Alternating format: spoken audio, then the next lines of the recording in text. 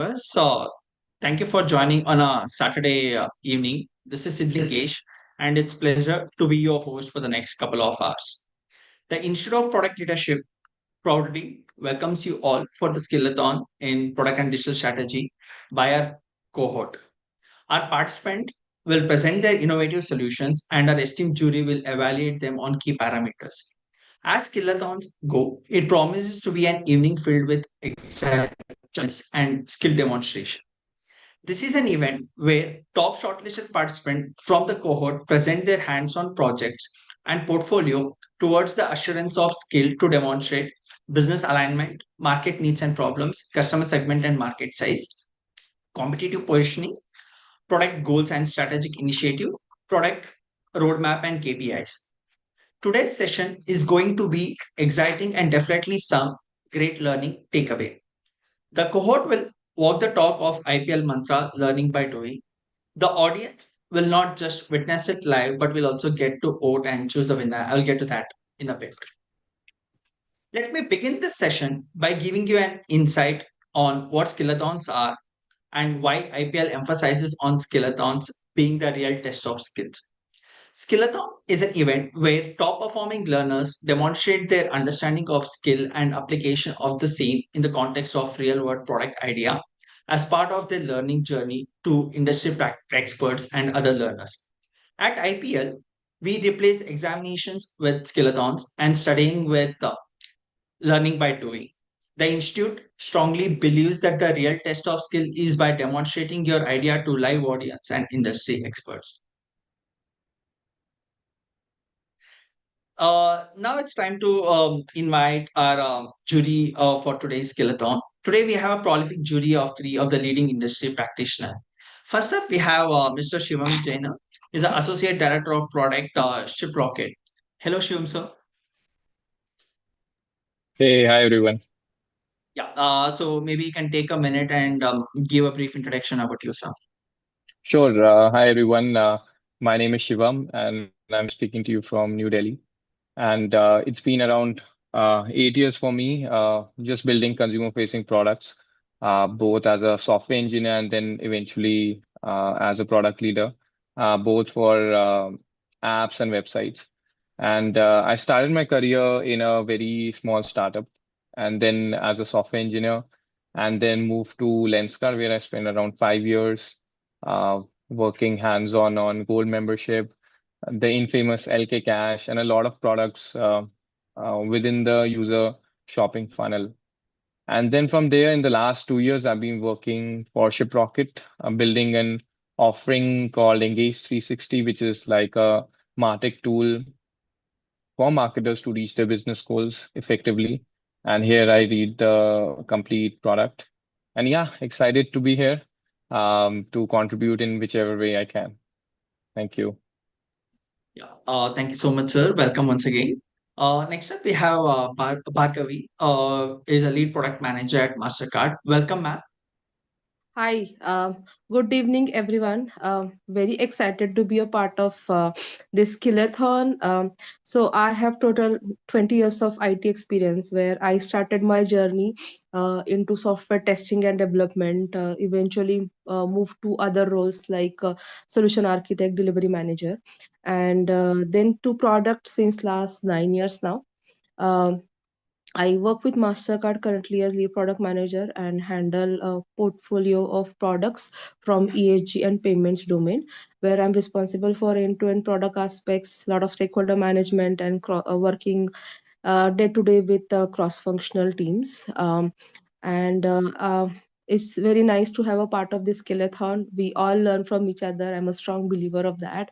So excited to be a part of this and happy to present my views on the ideas and also learn from what others are going to present. So thanks everyone and looking forward. All the best. Uh, Thank you, ma'am, and welcome once again. Next up, we have Mr. Anand Subramanya as a Senior Director of Product Management at HP. Welcome, sir, and would like to know more about you. Everyone. I'm quite excited to be here and looking forward to this session.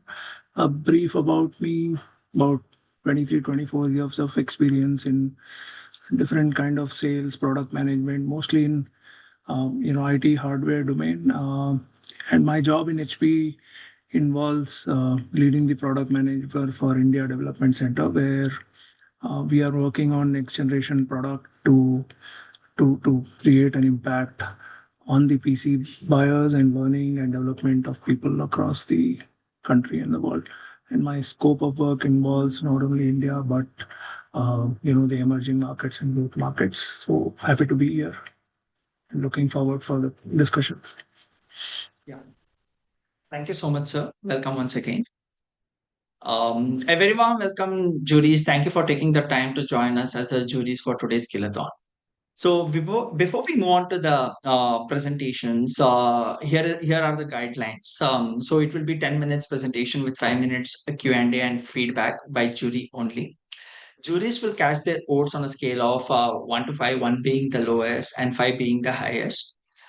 Juries can use the rubrics document to evaluate the performance based on the given parameters. The score will be announced by juries aloud. Once the presenter is done, audience, please keep your phones ready to scan QR code to cast your votes. So now it's time without any delay. Let's start with the presentations for today's Skillathon. First up, we have team Concert AI. We have Mr. Kisle Sinha and Meenakshi Nare. Hi Kisle. Hi Meenakshi. Hello.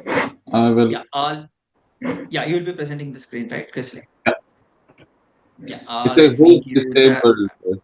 Yeah. Yeah, I'm giving you the access. You should be able to present now. Yeah, all the best, Kisle and Meenakshi. So once you start introducing yourself, I'll be starting the timer. So I'll give you a heads up at end of it. 7. Do you see my screen now? Good. Yes, I can see your screen. Yes. Hello and welcome everyone. Good afternoon. Today I'm going to talk about Concierge AI. We all aspire to live in smart, safe, and happy homes. But what if the modern communities do not talk to each other or do not talk in between each other? So we have identified a fundamental gap in residential living and introduce a new solution designed to bridge that gap, and name is Concierge AI. So I will walk you through this. Let's start with the problem. Many of us live in smart homes, but we are part of what are essentially we are calling dumb communities. The underlying infrastructure is plagued by issues. Maintenance is tracked manually. You have poor communication loops between people, and there is no real-time status for repair, or any smart technology does not exist to completely fix this fragmentation. We have identified the real root of all these problems is communication loop, the poor communication loop. We at SenseHive Technology, we have spent over a decade providing cutting-edge IoT solutions for complex environments like hospitals and corporate campuses. So we have decided to invest now in residential communications complexes, and we will be filling up this communication gap which we have seen in this sector. So let's meet the people who actually feel this pain every day. You can think about 3 people in any society. Ravi, the security guy, or facility guy, for him every day is communication chaos. He's juggling multiple WhatsApp groups, forwarding complaints, trying to track updates by scrolling through endless chats. Important requests inevitably get lost. If you look at Sneha, who lives in a very beautiful apartment, she's also an active member in RWA. But when she reports a problem, it feels like sending a message into the black hole. Her important messages about water leak get buried. She has no idea who is working on that, when it will be done, and she has to go through the messages to look at it. Vikram, the secretary, the guy who everyone goes to, it's a massive governance risk for him. I mean, he doesn't have official record of who did what at what time, how much time did it, does it fit in the budget or not. So he's forced to manage community valuable asset using informal chats, WhatsApp, messages, and shouting in maybe in the groups when these kind of things happen. If you look at our today's tool, and that's where the communication gap comes in. I mean, why this has been solved. If you look at the current market, today's tools simply aren't built for this. I mean, on horizontal axis you can see tech and integration, things like AI and IoT. On the vertical axis, you have focus on communication. So our competitors like MyGet, Apna Complex, or all these are on bottom left. They are not deeply integrated with tech, and their primary focus is not solving these complex communication loops. This creates a massive, clear gap in the market. This is precisely where Consider's AI is positioned, high on tech integration, high on communication focus, I would say. So let's talk about the solution we have thought about. I mean, Concierge AI is a digital platform designed to be a central nervous system for residential communities, finally closing the broken communication loop. For residents like Sneha, it's a single transparent channel to raise issues and see the status in real time. For facility managers like Ravi, it is a unified dashboard to manage everything without the chaos. And somebody like from RWF or Vikram, it's official system of record providing data need for accountability and smart decision. So we'll bridge the loop, by building this concierge AI, which will work on with AI, IoT, and everything together, where we can predict things and we can also solve things and take the things to the right people at the right moment. So now I will hand it over to my colleague, Meenakshi. Steve, you want to cover this? Okay, yeah. So the opportunity we look at is quite big. We have a total TAM of 10,000 crores, SAM of 1,500 crores and 40 crores for first year and two. I mean, we have 30 million residents living in urban India gated communities. 70 of these percent of these communities rely on manual or semi-digital management, as we know. So our total addressable market quite big, and we will be targeting at Bangalore and Hyderabad, which my colleague will explain a bit later, and how we can reach these numbers a bit. So yeah. Now I hand it over to Meenakshi. Thanks. So we saw the gaps. We saw the gap in terms of how maintenance is a problem. We saw the gap where we don't have tech solutions, and also communication loop is not closed. I think the strategy here is to build first the backbone, and it will be a communication platform which will be integrated with the devices, with the IoT, as well as will send notification and help manage tracking. We'll also build dashboards that will help the maintenance folks to ensure how many people are deployed there, where are the problems, which apartment folks are facing leakage or any other problem. So this would be our first we need to invest on the infra to ensure that we are able to send timely communication tracking and have the right status at that point in time. We're not going to stop there. We're also going to build in smarter AI communication and also prediction. So this will help in having predictive maintenance. We will have sensors to tell when is the next live maintenance due or when is the generator maintenance due. This will help not just the societies but also the facility managers to ensure that they are aware of the critical task and they are able to call the right vendors, the AMC renewal and all of those things. And last becomes the central hub, which is basically some of these communities are using, as we know that, nobroker.com or Adda or Apna complex and all of that, but they do not cover all of these aspects. So what we are trying to also do is have an API based approach where you don't have to go from scratch. You can use the existing tools that you have or the apps that you have and integrate with the central communication hub along with the IoT options that we will be providing as a complete offering to ensure that the societies are managed on a timely manner and the communication is done appropriately. Can we move to the next slide? The way we are looking at approaching this is as it is something a very unique idea of ensuring that we are bridging the communication gap and ensuring that the society, the residents as well as facilities all are in the loop. We are trying to start with the tier 1 cities and we are looking at Hyderabad and Bangalore. So we will be identifying 3 societies with 3 builders as the beta site, and we will integrate with their either the existing WhatsApp channels or new channels. We'll also be working with the vendor onboarding because this is one is from the society side, the other is how do we onboard vendor and providing the dashboards to ensure that we get started on this. Along with that, Sorry to interrupt, Meenakshi. You're left with 3 minutes. okay, thank you. Then moving on to how do we bring in the AI maintenance as the next phase, and how do we include additional IoT devices for water, lift, and other, and provide a playbook based on the learnings that we had with the beta implementation that we will do. So 2 quarters will go. First, we will have the implementation, the infra and the platform ready, and we will need 2 quarters to get to the MVP stage. Once we have that, we will be ready to go wider with large number of builders to ensure that along with the existing apps we can either collaborate on this or partner with this or sell it independently. And then in future we will look at how can we add IoT to additional coverages on security and DG and other opportunities. So that's how our overall plan looks like. We'll go to the next slide and talk about what is important and what are the key KPIs. So, what is most relevant for any society if there is a leakage or if there is a problem?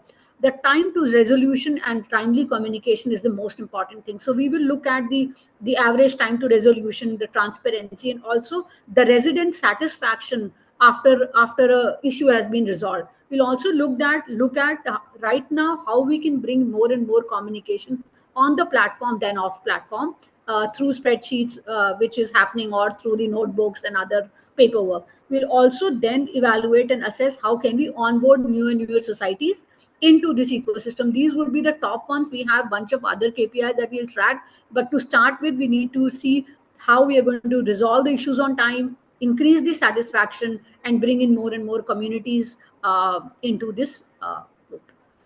This expands to, Kista, can you go to the next slide?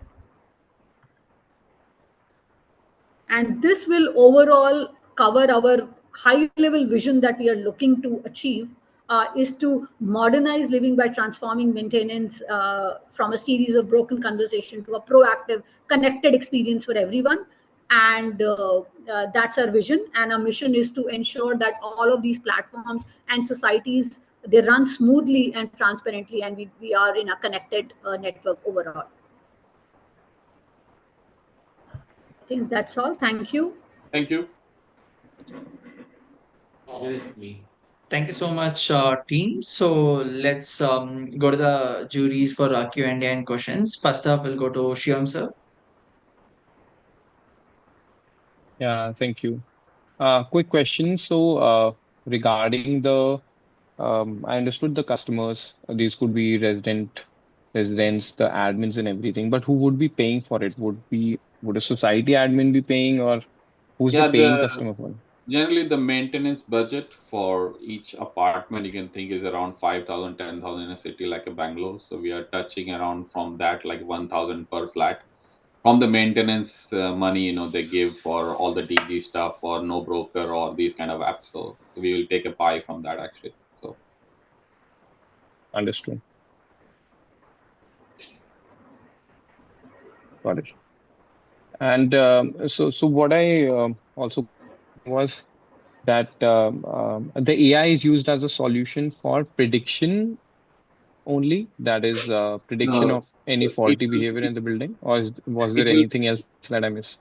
Yeah, it will be used for prediction, and also we plan to touch base. Like today, everything is a lot quite manual. So if a problem happens, I mean, AI these days can actually call the security guy on their behalf. On somebody say like, okay, can you come to this, or send a message to the plumber that this is a problem, you need to come by this date problem. And then if it doesn't trigger something, and they can say the app, yeah, I'm coming. If they don't say, then it sends to the guy who is responsible for this. All these loopings will be cured by Gen AI use and the AI for prediction and everything. So we'll try to include all those actually. Got it. And just my last question regarding the KPIs, what was I could see four, but if you guys were to pick one, uh, what would you guys pick? I think the time resolution and the satisfaction, I would say, are the most critical, right, Meenakshi? If you want to add Yes. something. No. I think to begin with, for us to get the, satisfaction of the users and residents also pitching in this kind of a solution that will help solve their problem faster. I think that would be first. And if we get the right user feedback, I think then expanding to more societies and taking that word of mouth will be much easier, and and the cost that it will come with. So definitely. I agree. Got it. Okay, great work, guys. Thank you. Thank you so much, sir. Let's hear it from Bhargavi, ma'am. Hello, guys. Indeed, great idea, and this is what we are facing every day in our societies where we stay. So, however, I have few questions. First of all, I mean, what I see normally is that people are hesitant and resistant to pay the usual maintenance fees also. With we bringing in this thing, the IoT sensors, AI-based solutions, the maintenance of the overall solution will be high. And how you are planning to convince the societies, the builder initially for 2 years the maintenance is with the builder, so how we are going to convince the builders to bear for it. And also with the fact that IoT based sensors are going to be there, there is some maintenance cost with the sensors also, maybe after 5 years or 10 years. So all these additional expenses are there. I'm not Well, denying the fact of the what you can say, the solution or the benefits that it may provide, but how you are going to handle this from the initial questions from the pricing perspective. great, great question, ma'am. I can take the first part, where how why the builders. I mean, you can imagine when a big society like Godrej maybe is bringing in new project. If they say that we have a Gen AI based solution which will be maintaining your society for next few years, I think that's a bigger selling point for them. So they can actually take this cost in their planning cost, whatever they are doing. So that's also our lead. And we, as I said, I mean, we have established company like a SenseHive, so IoT sensor is not a big issue. I mean, our sensors run for many years. I also actually work in a company right now where I actually deal with IoT sensors every day. So I think that is not a problem that we have to maintain a lot. I mean, it's a very small cost these days for IoT sensors because it can be brought in. And for things like the DG sets or these are very basic sensor. I mean, you just have to place one sensor and then you can get it. So Meenakshi, you want to add? Yeah. I just want to add, see, the way these infrastructure or these AI cost is coming up will help further reduce any breakage. If we do not maintain the generator set on time or the lifts on time, there'll be a huge cost if there is a breakage. So I think these are proactive mechanism which will eventually reduce the cost in the long run. So I think Yeah. that is very critical. And also, as we said, we are going to premium societies and tier one cities where people are already paying 4 to 5 rupees per square feet anyway. So I Hmm. think an increase with a rupee, or we can look at some of that from a corpus as well, if the ROI, because you might not need so many people to, if the shift is managed well, if the roster is managed well, if the dashboards are updating, you might not need so much physical staff as well. So it would not be everything would be net new. It will have some additional cost for sure, but some would be compensated by the efficiencies that it will bring to the overall Ba- system. Based on what we learned, we would like to present to the next society like how we have returned the money in terms of return of interest for them, and also like how we have reduced maybe the cost for you if you use this. So that is a plan which we want to make based on the data we will get from all the societies. So, Okay, fine. And the next question that I have is that you are saying that this is going to be an API based solution where you are going to make use of the apps which are already there, like MyGate and NoBroker. So how is the pricing model going to be and how it is going to benefit you? So how you are going to have a tie up with them where you will convince them to use this API based solution on top of what they have already? Meenakshi, you want to take? Yeah. Okay. Yeah. Go ahead. So basically, what we are saying is not every society would, like brigade is coming in Hyderabad. They might not have at the start of while building. If we are able to address that builders there and then there is no problem of having an already existing solution. But if you are going to societies which are already there, which means they might already have some solution in place, the API. So the way the API would work is we might have to charge pay apna complex or whatever we are using, or mygate, but that would be overall taken care because it will be per API cost, to my understanding. And why would they integrate? Because they do not have that facility. And then in societies where mygate exists or apna complex exists, they will have a better ROI because then these things are integrated, and their selling proposition also increases. That, if you are a society of Mygate, then you will be able to take advantage of these other technologies. So I think it will be a win-win for them, because they are expanding and also getting some money, and for the society it will be helping in the overall infra cost reduction and better maintenance and better closure of issues in the long run. Okay, thank you. That's it from Thank my you. side. Yeah, thank you so much, ma'am. Now let's hear it from Haran sir. Some of the doubts I had was around what Bhargavi asked. While your presentation is good, I see two questions I have. One, in your first slide, you said it is about maintenance, then poor communication loop, and something around fragmented IoT usage. Uh, when you say uh, your what do you call it? Manual maintenance, a lot of your examples in IoT is around the big, uh, let's say, assets which are there within the apartment. You talk about generator, lifts, etc. These are where if you deploy a preventive maintenance, and here you're talking about B2B primarily, you're saying that, okay, you'll go to builder and you'll try to tie up and somewhere the cost will be absorbed, all that. That's understood. But then when it comes to, and so if you're saying that your approach, I'm basically two questions I have. One, I'm a little bit confused on your approach, because at one side you're talking about B2B approach. On the other side, when the other jury asked the question on how are you going to handle the existing players, then you're talking about tying up with them and using their API and whatnot. Okay.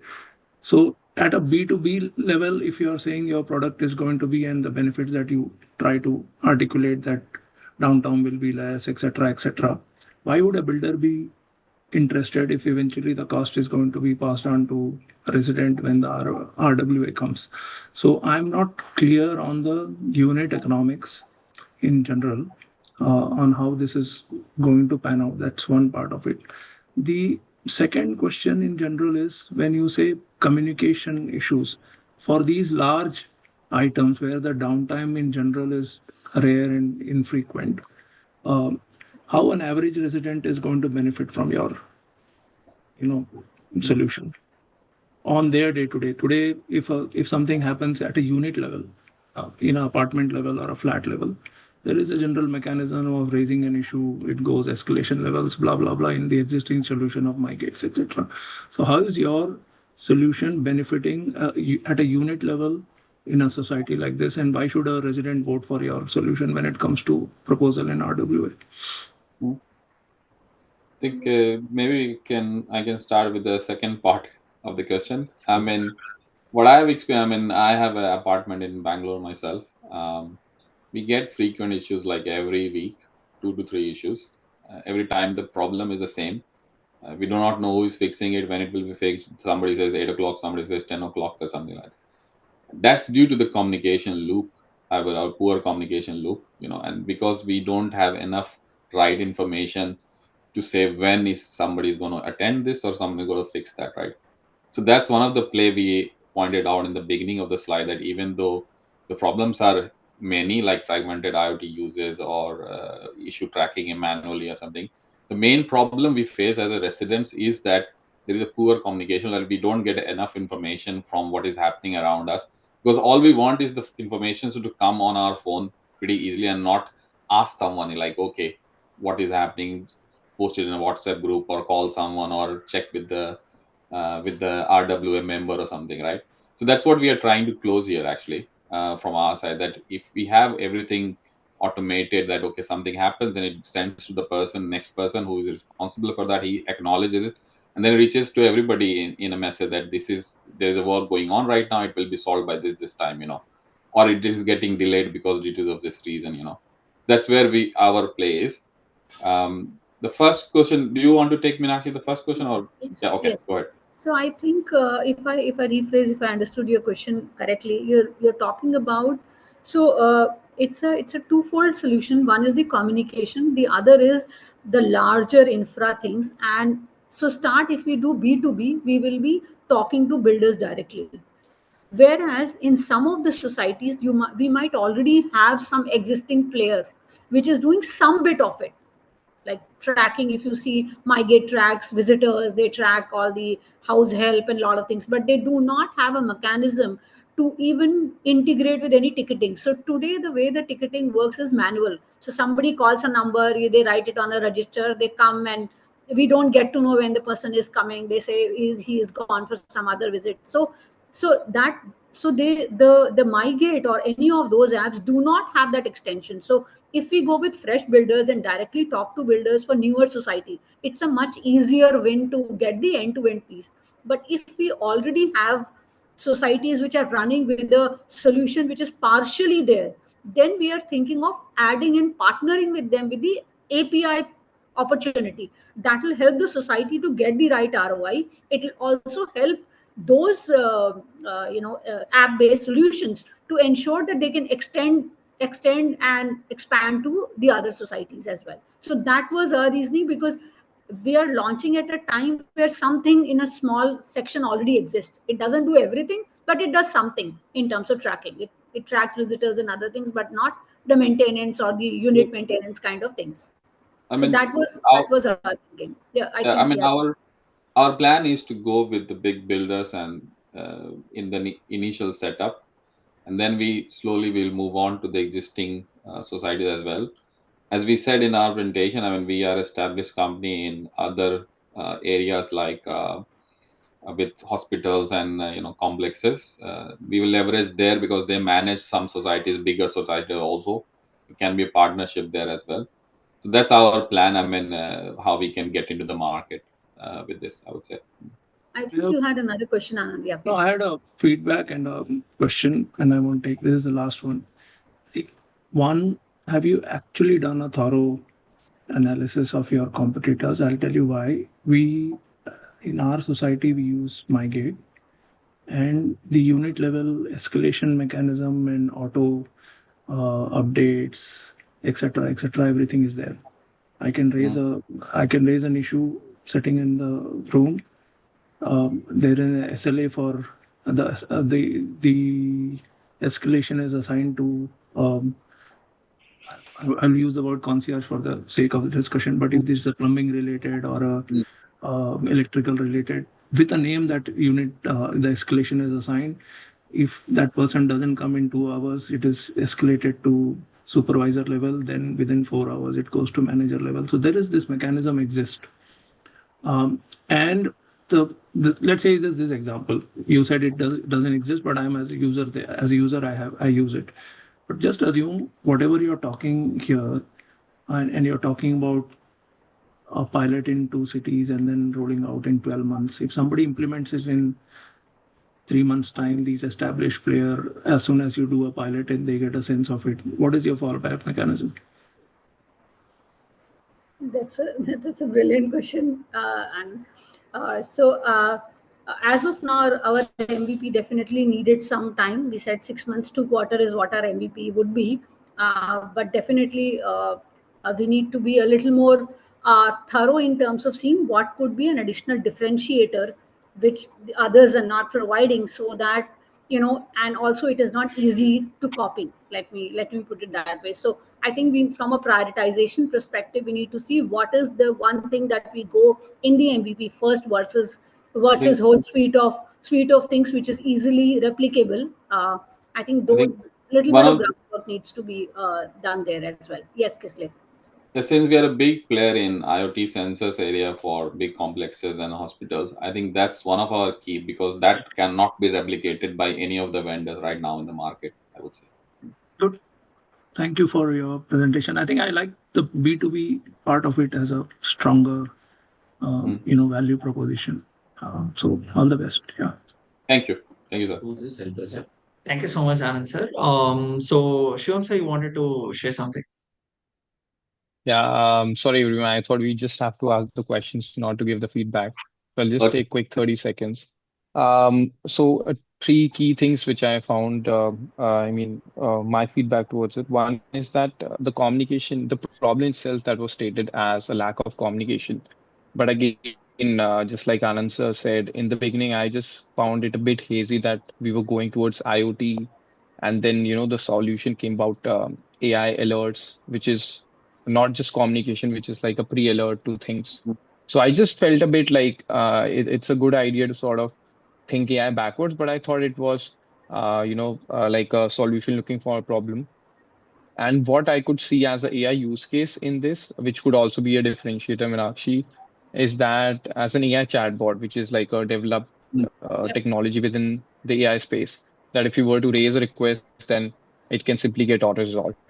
And then the third part is in terms of the KPI. So because it's a ticketing system you are aiming for, so typically in the industry, the first metric for ticketing system is the number of tickets closed. And then secondly, it's in the second term, you can say you can Mm. go deeper in terms of time closed and all. That's all I just want to add. Thank you. Thank you. Thank you, sir. Sir, how much, Shivam sir, how much you would like to give to the team out of 5?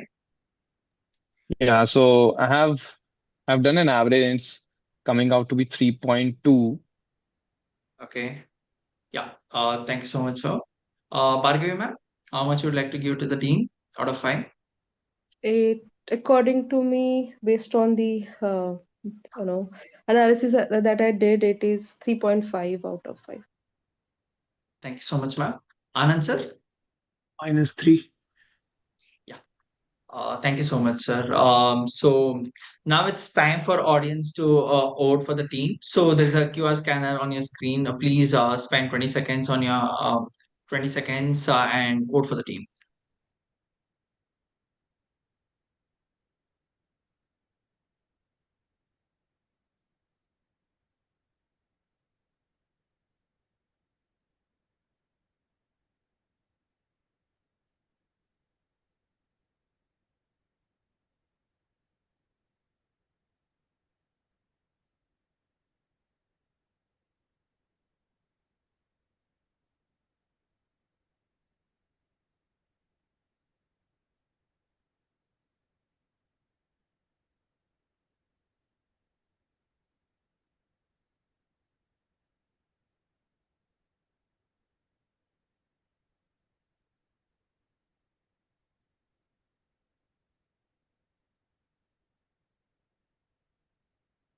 Yeah. Now it's time to look at the audience vote for the team.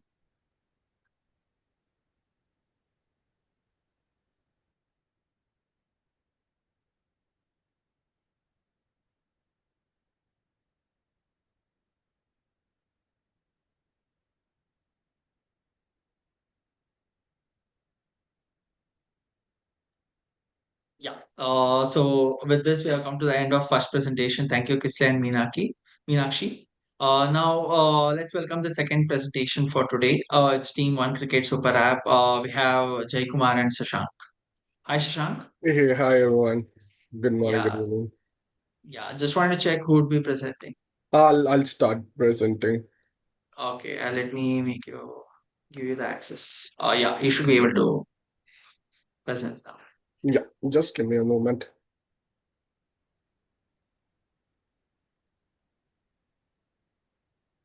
Can somebody confirm? Especially It's coming up, Shashank.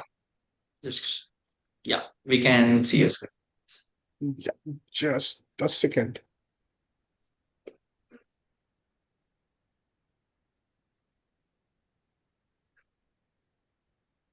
Yeah. Hey, so hello everyone. Thank It's not on a presentation mode yet. It's is it looks not? like it's the second slide. Yeah, it's I've started from the second slide itself. Acha, okay, yeah. Yeah. So yeah, no worries. Thank you everyone. So um so I'll take a moment to thank everyone to give us an opportunity to present our product in front of everyone. So before getting started to our product, um, I just wanted to express that as everybody is aware that India is one of the beautiful and diverse nation. With us, we have diverse culture, diverse religion, diverse food, diverse climate. But there is one thing which unite everybody in India is cricket. Cricket is not just a sport in India, it's a religion. So our product revolves around one of the a premium league which started in 2008, which is Indian Premier League. So the product talks about the overall engagement for the fan, and we have a super app which unifies all the digital mobile platform offerings like live score, AR, VR experience, fantasy games, exclusive starts, virtual fan clubs, and in-app IPL e-commerce. So the business alignment here is the vision we are trying to achieve is to make the IPL one of the most digitally connected sports league in the world. And the mission is to empower every cricket fan to feel a part of IPL anytime, anywhere. And the business objective we are trying to achieve is to expand digital revenues by 50% year on year, triple our direct fan interaction online, and unlock new monetization via personalized service and commerce. Yeah. So what does the market need and why we wanted to have a super app? Sorry, we are Can still you see? seeing your slide too, huh? It's not moving. Yeah. It's not moving. Oh, no. Yeah. Okay. Can you just confirm? Is it still visible? Shashank, you'll have to stop sharing and share the slideshow part. You're sharing your slide deck actually. Okay. Just give me a second.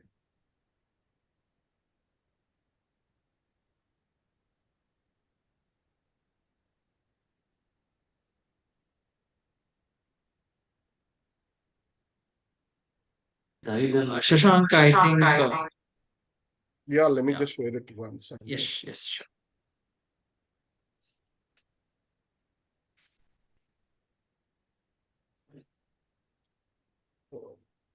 Can you confirm now?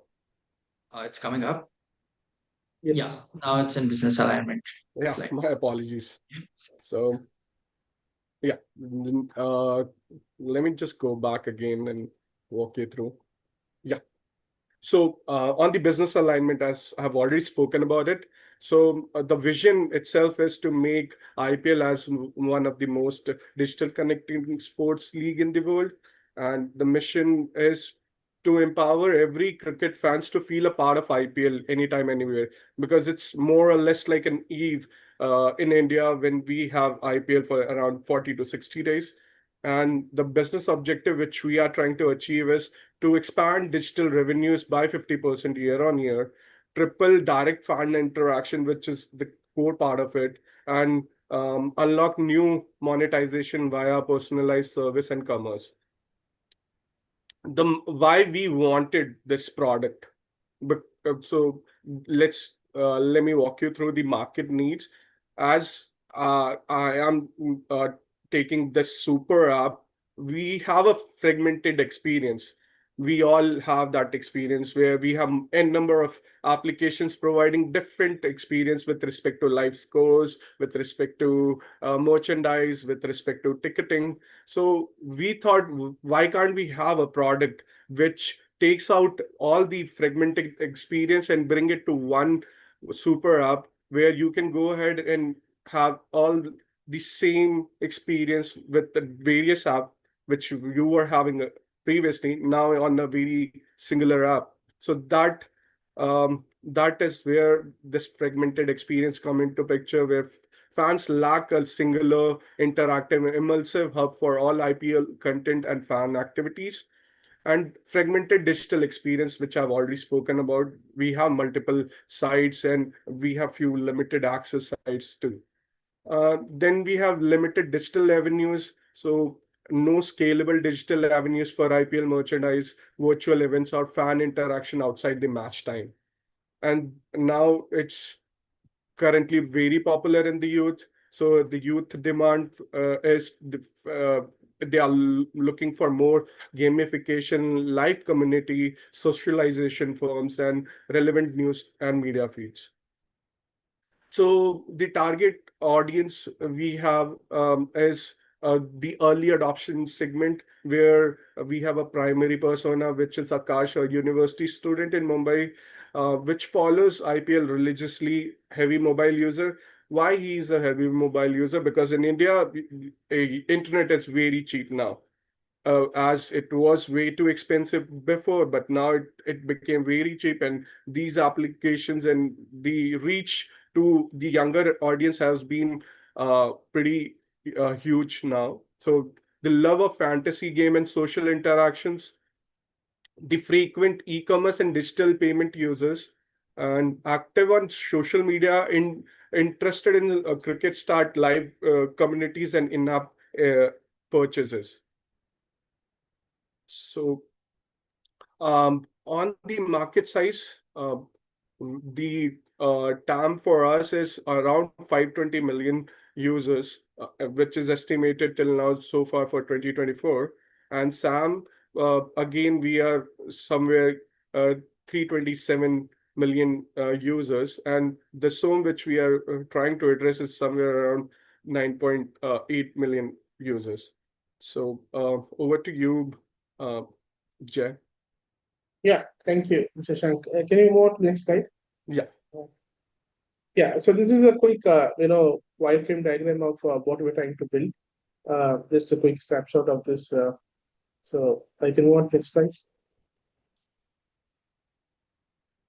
Yeah, and in talking about our competitive, position is, we have competitors like Clippers, ESPN, Dream 11, and all the stuff, right? And looking at a competitor, how are we different? So ours is going to be like an end-to-end IPL fan experience, and we'll have a lot of media content, IPL content, and we're also planning to have some communities built within the app, and there'll be some e-commerce, and also we'll be giving some access to the live events, and also within their locality, where is the fun event happening, or where is the live streaming happening in any of the pubs, or if there's a live streaming happening in some in a locality, so we'll be sharing those things. So all this information, like the app is going to be more localized based on their location and everything. So it is going to be localized, and that's what our differentiation comes compared to our competitors. Yeah. Can you move on to the next slide, Shasha? Yeah, and this is our product goal. So we are we're planning to have 1 million monthly active users, and and we are expecting around 90% of those active engagement on those match days, and around make around 1 million digital merchandise revenue, and then achieve an NPS of very less. And some of the strategic initiative, like I previously said, we'll have some, it is going to be very hyper local. So we'll have some, and to, get the interest from the users, we are planning to have some, free ticketing through the queues and everything. And we'll show those ticket availability is always a challenge for IPL. So we will also, show information about ticket availability and all this stuff. And we'll offer free tickets while winning the queues and everything. And we'll have some, kind of a royalty program. So using those royalty points, they'll be able to redeem for any of these events, e-commerce, digital content within the app. So we're also planning to have those kind of royalty programs to. There are some of the strategic initiatives that we're trying to take to attract the users. Sorry to interrupt, team. So you're left with 3 minutes. Yeah, thank you. Yeah. So, and how are we trying to this thing monetize this? Is this is some of the key assumptions, right? So first I want to talk about the industry benchmark for some of the such sports or OTT subscription is around 20 to 30, where it is the trial to paid conversion, and we're seeing it's a churn rate of around 8 to 10% monthly, and we are actually planning to have a subscription of around 200 rupees per month. So the average revenue per user comes to around 2,400 rupees almost per year. That is what we're targeting. And if you and like I said in our the target, right? So we are targeting to have 1 million paid users in the next 1 year.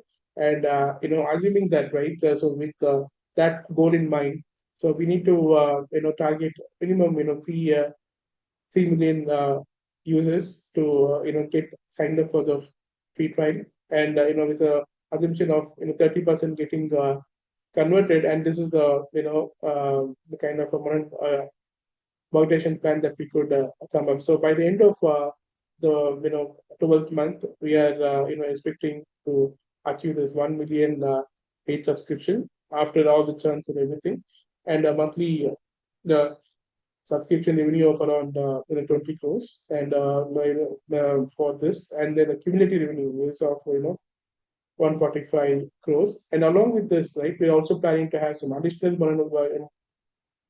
monetization revenues, like doing some advertisement for all these restaurants, wherever we have a tie-up with those local restaurants, or hosting those matches, or we're streaming those matches live with those restaurants, bar and restaurants, and everything. We'll have those tie-ups, and we'll have some tie-ups with cricket bands, and we will have this advertisement, and we'll also list all the merchandisers in our thing, and we have a tied pricing as well, right? So it is going to be like 199. It should be basic with a 1 month trial, and followed by that we'll have 199 basic plan. Then we'll have 399 premium with perks like they can see they get information related to behind this scene, and AR, VR experience and all this stuff. Can you want to describe? Yeah, this is our a point roadmap. What are we planning to do in Q1 and Q2, Q3, and Q4? So initially with as a MVP, we are planning to go with fan club, free ticketing, and onboard some of the merchandise auction, and also share all this auction info, skill info about when the IPL is happening, and what are the auctions taking place and all this stuff. And then slowly we go to Q3, Q4, and Q4. Yeah. Yeah, Can you want to time up next slide? team, maybe you can use 30 seconds and Yeah, cover yeah, with yeah. whatever Please, is left. fine. I'm just moving fast. So can you just move to next slide, Pranav? Mhm. What happened now? Yep. Yeah. These are some of the metrics that we're planning to use, metrics, and using KPIs. So app engagement rate, and what are the monthly active users, NPS. These are the standard metrics and KPIs that we are trying to use. Yeah. So can you want to explain? Yeah. Yeah. I think with this we conclude. Thank you so much. Yeah, thank you so much, team. Let's hear it from Bhargavi ma'am on the feedback and Q&A. Okay, so first of all, cricket is a very close to heart topic for me. My daughter plays cricket at state level, so yeah, I've taken a lot of interest since few years in the cricket. Indeed, IPL is the most watchly event from cricketing perspective. I'm sure about it. However, as you rightly said, the period of IPL is only for 40 to 60 days. Why people should pay for the app in the remaining months of the year, and other things which you are talking about, like engaging the fan clubs, or knowing about the live streaming if happening in any nearby clubs. So I believe that all the franchisee owners from IPL, they are doing lot of branding on their own, where they have their own fan clubs or lot of handles running on Twitter, Insta, and many such places. So why they would come through this app for this particular purpose? And as far as the information is there regarding the live streaming which is happening in most of the pubs and the clubs, if there is IPL or the World Cup matches are going on, by default the live streaming is there. So I mean, how why should people come to this app, and that too only for a period of time which is normally for 40 to 60 days, and for rest of the part of the year, if you want to engage people how do you plan to do it? I mean, why should people pay? I'll take the first part of it. So let's suppose the way we are expressing here is we already know we are the app which is routing people to the correct place. That's our engagement. We are not coming ahead and creating our own. It's a fan club where let's suppose me and you meet and couple of other people with the same local space meet, right? So what we are trying to do is we are trying to route them to a specific location where they can go and have an engagement all together. So the whole part where we wanted to have an like a small fan club within a society or a community within a local location where they can go ahead and have watch their game. And going ahead with the other part of it, where what we have felt for so far is we have to move ahead and start including the international sports with respect to cricket apart from IPL. That would be the next phase of it, where we'll try engaging the same way the other applications are doing, like taking care of the Asia Cup happening and about the World Cup, which is happening when and other things with respect to the cricket world. So these are the two ways we try to identify and try to engage people more into. And on the Yeah. premium part, right? Premium part would be something where for that particular set of month, right?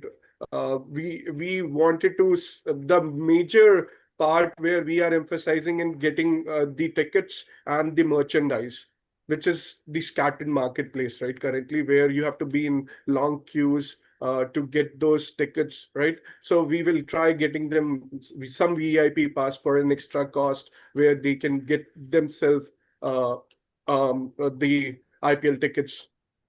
It's a big promise, actually. I mean, I have struggled a lot for IPL tickets, and Right, saying right. that to people, I don't think that that's a easy thing to say. That And if it yes, goes on toss, it will be heavily, you guys will be heavily impacted because of this. I mean, I have seen it happening a lot. So, yeah, I'm not very sure about the, no, even if you say that, how you are going to make it happen, because those are sold in black, and all many things are there which are like against the regulations and compliances. So there is a big promise, I guess, you guys are making by saying this. But yeah, I mean, that's what I have to say.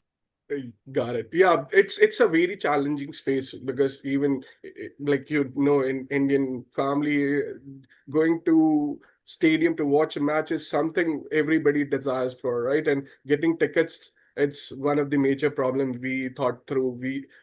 We will try resolving the space because again, it's gonna be challenging, but yeah, Book My Show is already doing it. Like, we have the tickets available when the matches are there. right. Like, we booked the That's where Women's we World Cup tickets matches last right. week. Like, my daughter plays, we did that.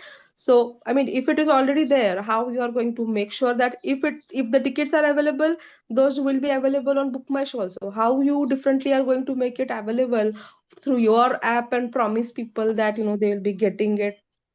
Not sure about that. Yeah, probably I'll do more of research on it. Yeah, because We this is still need something to think. you have go ahead. Yeah, sorry. I think we still need to think about solution, like how are we going to have those tickets. Yeah, ticket is one of the like you said, it's really challenge. So we need to work on the solution. We haven't thought about that kind of The solution, reason like how I'm are we asking going these questions is, as you are saying it, that the premium users will, should be able to avail it. You are saying this as a USP where others are facing challenges. If you are Right, going through it and people want you want people to subscribe with you for this advantage, then you will also have to fulfill that. Otherwise, it's difficult. right. Yeah, right. Well Yeah. said. yeah. Yeah, I agree. Yes. Thanks.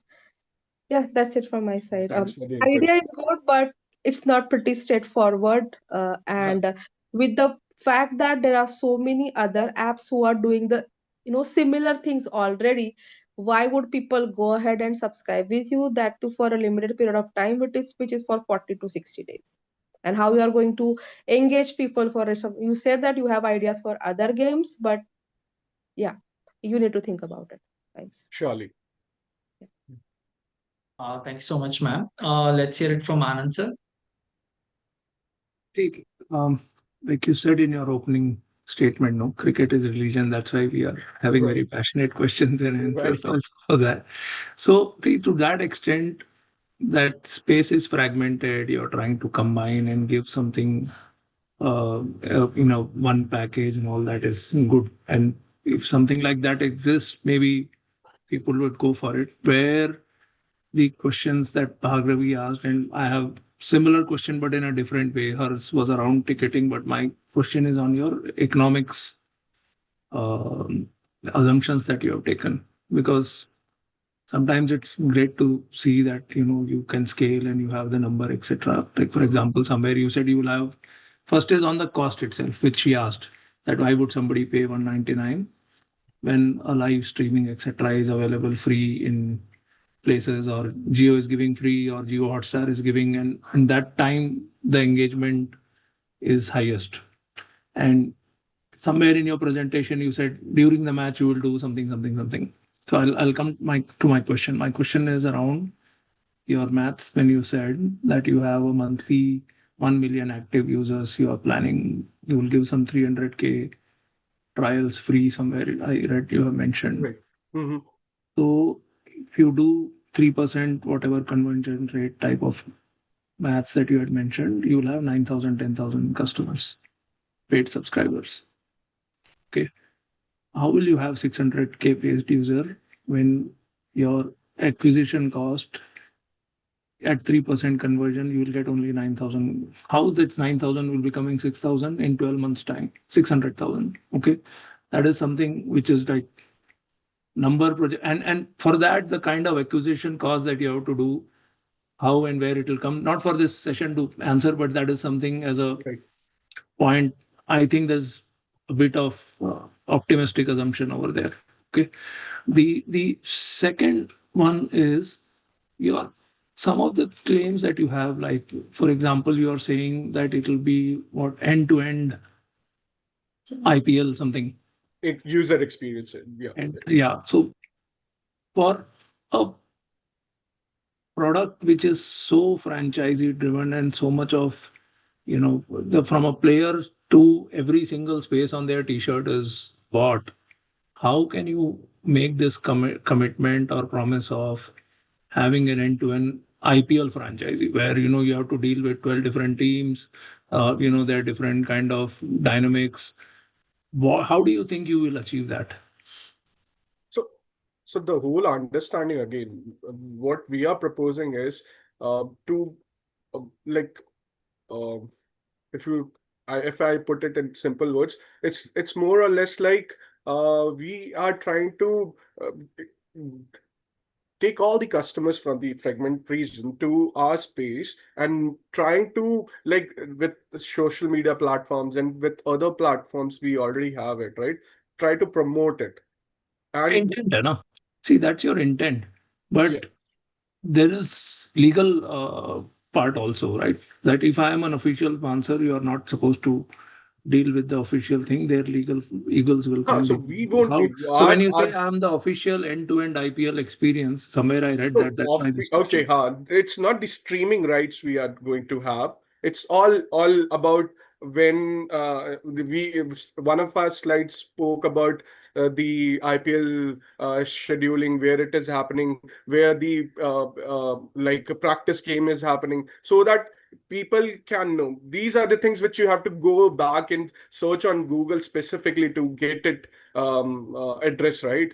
Whereas if I come on my app, let's suppose on one cricket app, the whole experience we wanted is from the starting, the IPL auction starts till the IPL ends. We wanted to give them, apart from this live streaming piece, we wanted to give them an experience like, let's suppose Virat Kohli is there in so and so stadium, so that people can go and watch it. Because this particular news, either you can get it either from the news channels or from social media, but if you be on the app, you can easily get it. That's the whole experience. But live streaming and all, it's again legal compliance, and we could not afford even to get it right. So that piece we are not trying to solve. The only piece we are trying, when we say end-to-end experience, is more like if I wanted to have a community chart going on, right? How things are going this IPL, which team will win. Then we'll have one section to create your fan clubs where you can just talk about, somebody can say like, let's go ahead and meet this place, like this sort of like a complete experience. Whereas with watching experience, yeah, again, we are not going to take care of it. Understood. My question was not around watching, but it's fine. I think the idea is good, but some of the finer details, Right. It would I'm not require able a to. lot of research from our side also. Thank you. Yeah, sure. Yeah, thank you so much, Anand sir. Let's hear it from Shivam sir. Yeah, hey everyone. Um, Quite a topic. And so yeah, I mean, really took me on the hook. So first, I'm just gonna add things on every point. So one was the business side. I think I really like the mission and vision. I think yeah, it's a fragmented market, and if there's somewhere that I know, okay, right now a person needs to know, okay, this Asia Cup is getting telecasted on Geo, then instead of Sony or things like that. And of course, there are tons of things, and people are really passionate about. I really like that. In terms of the market needs, I think that was also pretty on point. In terms of the CS segment, what I liked was around the youth demand, the persona itself. However, in terms of the solutioning, that is, I think one basic thing is that if it's a 19-year-old, the spending power is also less. Mhm. So they are already have Netflix and all these things sharing the wallet. So in terms of the spending power and the things that you were providing, so I had a take on it that um, if you just try to club everything, and that is, like a taxi for sure, doing for cabs or Geo in the early days, just providing a common OTT, it doesn't really work in the market. You need to have some differentiator to pull people in and then maybe provide rest of the things. So because you are not telecasting and doing everything else, so it's tough for a person to come to you first than the other players. So maybe your entry point could be hosting live events, which no one else is doing but you, and then maybe a commerce play because a lot of local vendors are there who are producing these first copy IPL jersey or things Right. like that, and you can Mhm. just a lot of these 2C brands, you can just send up traffic to them.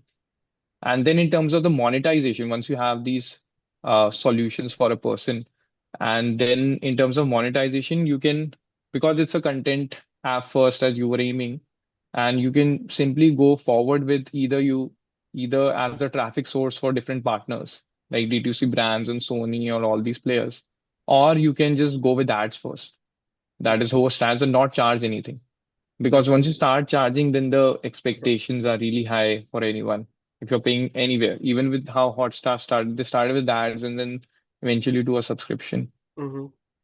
And um, yeah, I think the metrics assumes were also very high. NPS of 65 is takes 10 years for any companies to reach. Um, and 1 million MAU also is very high as compared to if you see the industry numbers, if you were to just ask any person. Then yeah, also yeah, I think yeah, subscription is something. For subscription, you need to really worry about one metric, which I found missing was that DAU by MUU. That is how many people are returning within the month. So that is one metric that I found missing because if you're aiming subscribers, you need to have a good return percentage first. So yeah, I think that was all from my side. I think a lot of concrete feedback have been given by the other jury members. So yeah, I think good take, a real problem. Thanks. Thank you. Yeah, thanks so much, Shivam sir. Shivam sir, how much would like to give to the team out of 5? Yeah. Can you just give me 1 minute while the other jury Sure. members? Yeah. Anand sir, how much would like to give to the team? Sir, you're on mute. Around 2.8. 2.8. Yeah. Thank you so much, sir. Bhargavi ma'am. I would give it as 3. 3. Okay. Yeah. Shivam sir, waiting for you. Yeah, it's 2.7. Yeah. Thank you so much, jury members. So now, audience, please scan the QR code which is there on your screen and use next 20 seconds to vote for the team.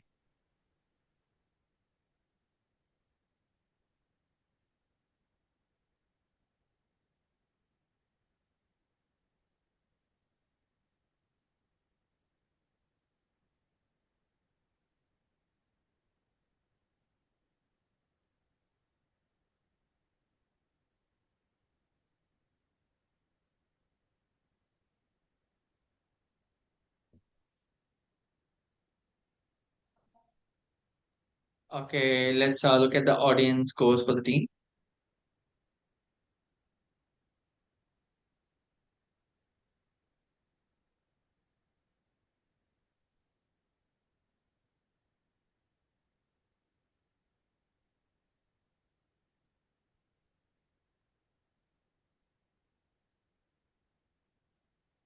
Yeah. Thank you so much, um, Shank and Jaykumar. So just give me a second.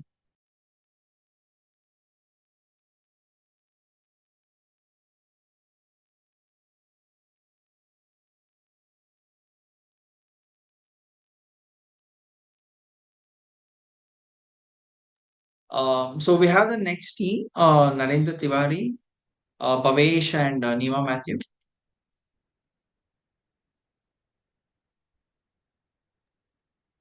Hi, Narendra. Hi, Bhavesh. Good evening, everyone. Yeah. Yeah. Let me know who will be sharing the screen. Hello, everyone. I'll be sharing the screen. Actually. Narendra, right? Okay, just give me a second. Yeah, you should be able to share it now.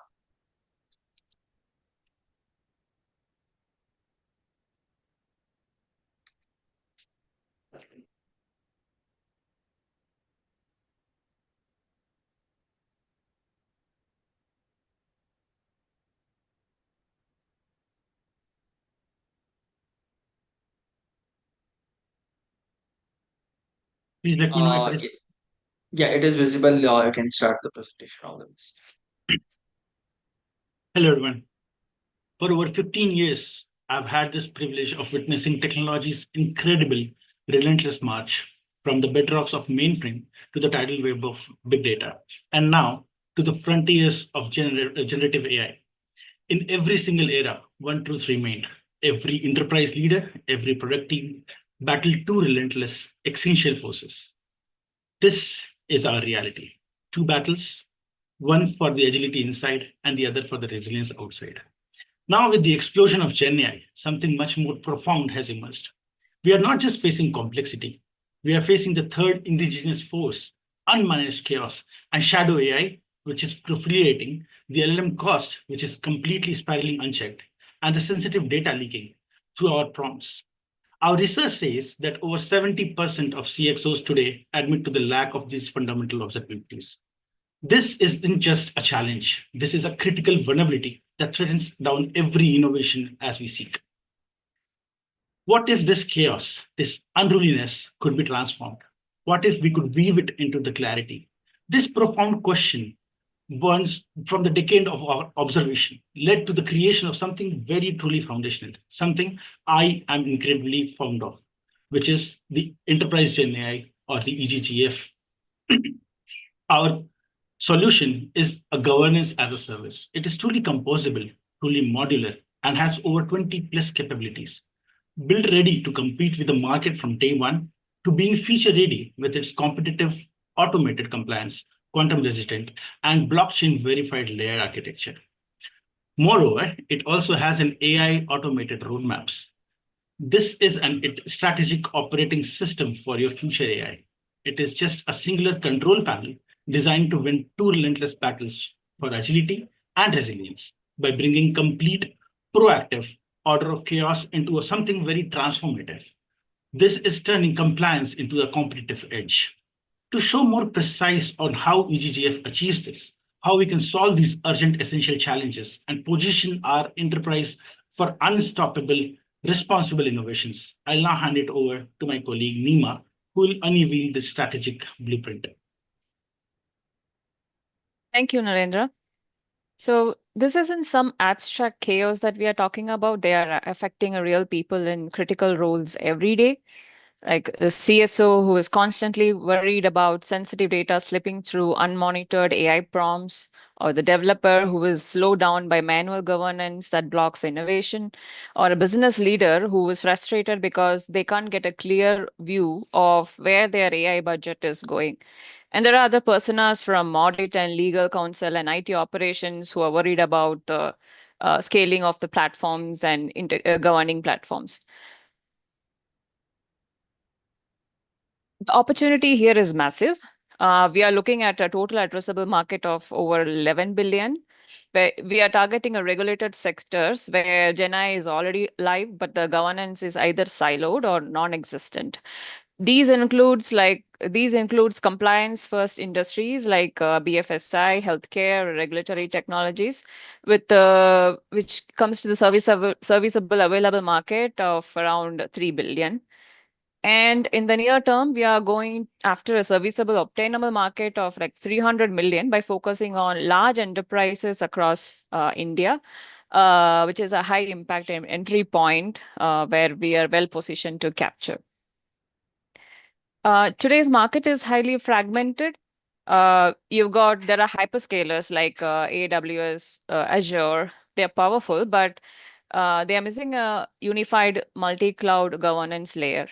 Then there are other niche tools and other internal organization solutions, each solving just one problem in isolation. That's where our enterprise Gen AI governance fabric stands apart.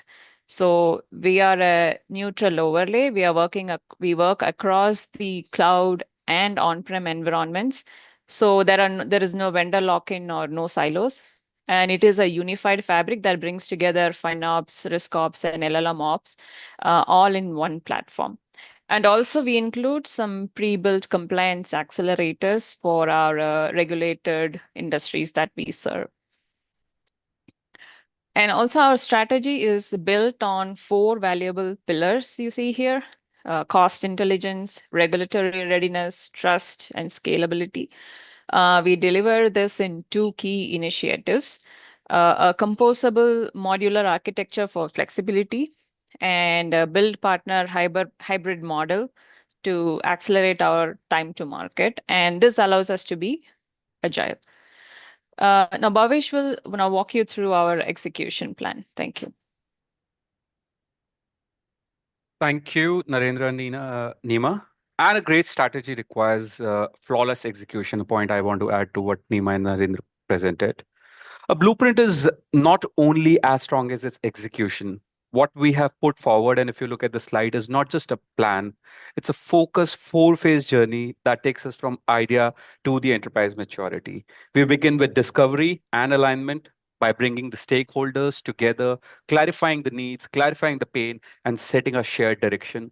Then we move to MVP implement, delivering a working solution quickly, proving early value. The third phase is about compliance and automation, working on abendic controls, streamlining processes, and ensuring we are secure and audit ready.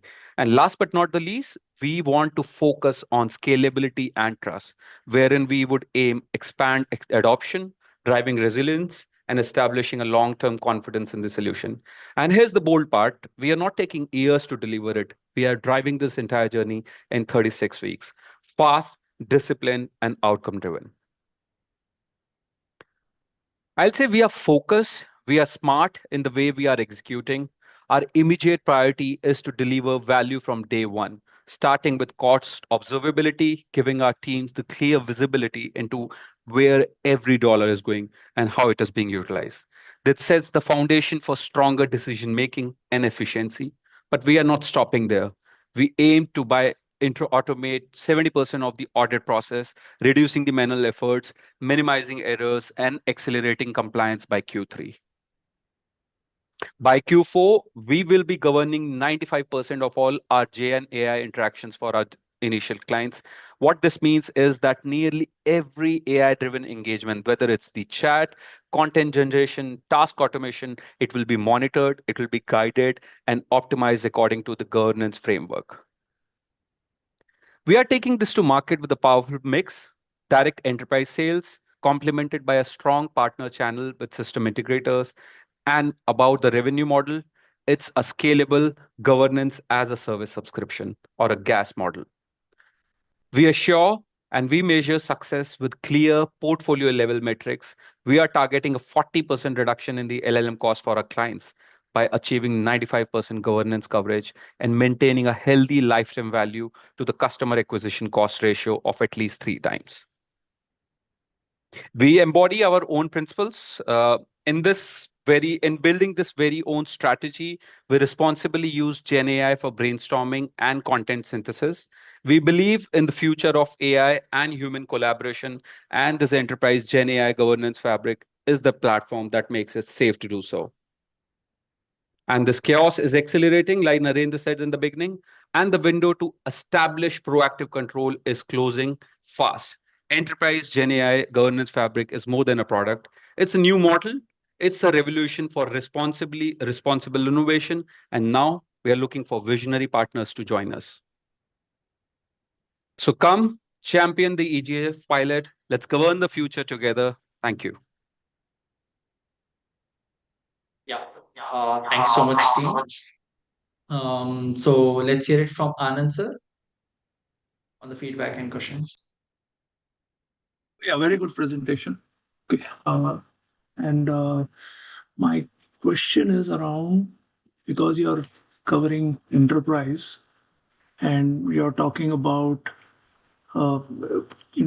getting into these large corporates and then delivering something like 40% reduction in less than 30 weeks or 36 weeks, something you mentioned there. Challenges, enterprise adoption life cycle is quite long. So, and especially large enterprise where you're talking, sometimes, getting the appointment itself will take like 8 weeks, 10 weeks, you have to build relationship, etc. So as a newcomers, while I understand the benefits it is articulated, how would a BFSI client, where you are saying that the risk, the governance mechanism is not as strong, but they are heavily regulated also, will choose a solution like you in a short time frame? So I'm questioning the realistic timeline of the go-to-market strategy that you have. Can you explain that? Narendra, can I take that? Yeah, sure. All right. Thank you, sir, for the question. So if you look at the deployment and overall the strategy that we have in line, we are saying is that our strategy is embedded into the 4-phase adoption milestones, which covers under slide 14. It focuses on defining these smart, clear, measurable success criteria for the pilot phase. Where in the pilot, which is about the weeks 5 to 12, it focuses on adoption. We focus on the developer and DevOps personas to make the integration easy, self-service, and ensuring high initial buy-in. By the end of 12 weeks, it's the pilot end, wherein we want to meet the Q2 goal met around a 40% LLMs cost reductions in compliant dashboard, and getting the final executive review, wherein the final output of the ROE report is for CFOs and CISOs, showing the documented compliance and 40% cost saving. And last but not the least, for weeks from 13 to 24 is about Q3 automation goal of 70% auditing the workflows, which is about the process automation. The value, basically, values shift from visibility to efficiency, from pilot to scalability. That's what our mission critical system would look like, if I could answer.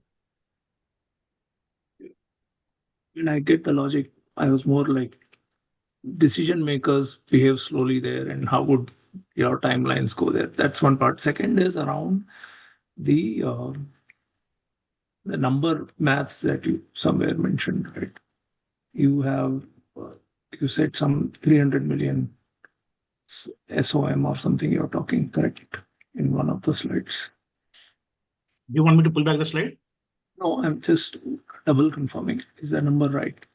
So when you are talking about pricing, unit pricing, somewhere you have mentioned 3,000, 4,000. The top Samsung says that There's 11%. 300 million via phased rollout in 100 large enterprise in MENA and APAC.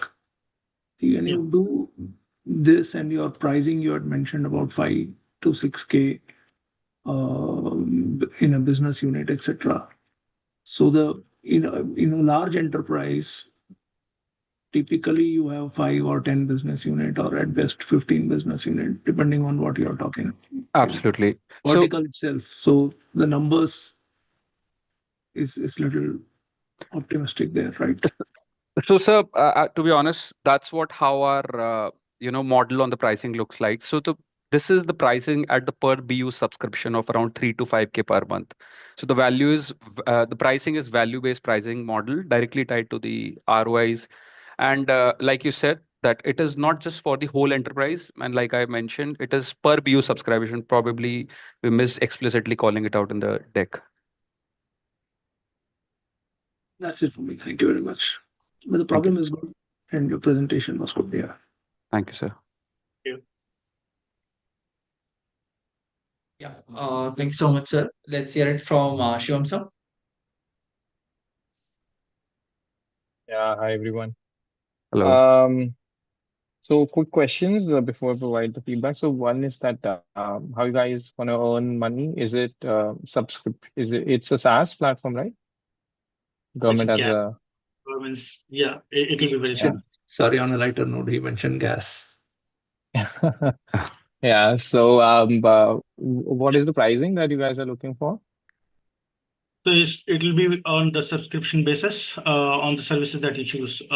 The EGGF is completely modular and composable. So based on the capabilities that you choose to subscribe for, that is how we'll be charging you.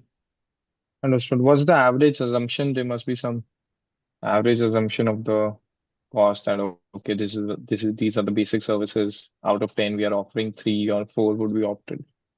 So, if we talk from the values proposition perspective, our promise is, I mean, we would generally be, I mean, what it is based on. Firstly, I'll say that generally a typical large enterprise business unit generally spends around 10 to 20K dollars per month on Gen AI usage all alone, especially during the early adoption phases. So our rationale behind this pricing is that we're going to charge them around 3 to 5K subscription price, which represents only 20 to 30% of the guaranteed savings.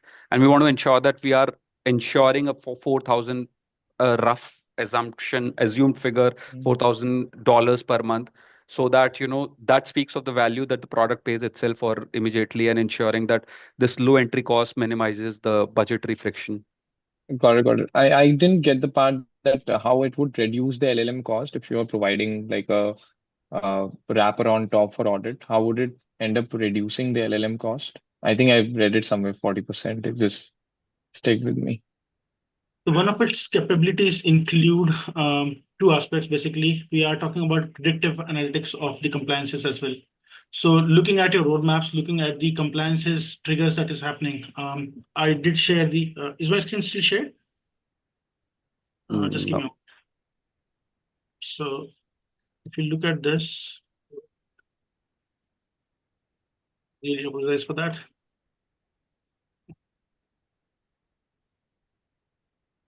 Please let me know.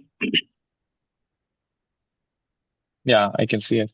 So the dashboard is completely AI enabled, API enabled, and it helps us capture the live data feeds with respect to your actual enterprise. Basically, it is made for a C-suite dashboard. So here it captures the information with respect to your cost per token, how is the token utilization business happening, how is the budget utilization happening. Based on that, it also takes us, like this is just a mock-up screen, initially not completed with the latest capabilities, but it is also having a predictive capability wherein it, looking at the trend of the market and looking at the trend of the data that is being fed here, it will give you its own understanding analysis with respect to what roadmaps has to be changed. And that is where I highlighted that it has an adaptive AI road mapping. So it will let you know what is going critical, how you can mitigate it with respect to what domain have you installed it with. and it is domain agnostic, it is cloud agnostic, and that's where the best part of it comes in. Along with that, we are constantly regulating, constantly checking in the compliance statuses with respect to HIPAA, EUAI, and it can be further enhanced as well with respect to what integrations you are doing in. So Based on Mhm. no, I thought that you were done. Sorry. That's okay. So I Please. was saying to Shivam sir, to summarize, the 40% reduction is the figure based on our assumptions and based on looking at the market data, that due to the reduction in the tokenizations and lesser embeddings during the transformation, this is going to give us somewhere 40% reduction in overall LLM usage. Yeah, so if I were to put it in layman terms, it's the recommendations that you're gonna present, which is gonna in turn reduce the LLMs, the Usability. token distribution. Absolutely. Yeah. Yeah. That is- Okay, got it. And one thing also that because you are also going for I mean the primary focus is enterprise. What is that one key offering that you are uh, going to provide? Just curious because I could see there are like four or five on one end. What is the one key offering that you would ask maybe your sales team to penetrate So enterprise? we can say, I'm like Anand sir asked question about the BFSI and the healthcare. So Mm, one thing, irrespective of these two industries as well, one thing, the core prop value, we would always assure, and which is kind of the USP for EGGF, is that compliance is the mandatory gatekeeper and cost is the optimizer here. okay, okay, got it. And I think in terms of metrics, was churn mentioned anywhere? Yes, sir. We did talk about the Okay, CTC to what is it says LTV to CTC, the lifetime value to customer acquisition ratio. okay. Cool. Yeah, I think yeah, I got the answer. So my assumption here is like what I got from the PPT is that like government as a service, government as a service. So I haven't worked much on it or seen or interacted with it before. So what I got from it is that it's a solution for enterprises to sort of, I mean, it's a wrapper on top of their LLMs or whatever they're using. And the challenge that I could see in these such scenarios is the time to integration or the time to onboarding, because it's be completely manual, then enterprise, then a lot of other factors towards it. So yeah, time to onboarding is something you should also include in terms of the contract closure or what Anand sir was also saying that for an enterprise all the way from getting a meeting to getting the invoicing done to onboarding, that'll be really long, especially for a tool which is tech compliance. And then I think on point in terms of the the dashboard and how you guys have used AI within the PPT or the project itself. And yeah, I think that's about it for me.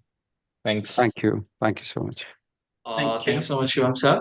Let's hear it from Bhargavi ma'am. So I did like the idea and the great content and the slides. So a lot of efforts on that, and those can be pretty much seen from the details that you have mentioned.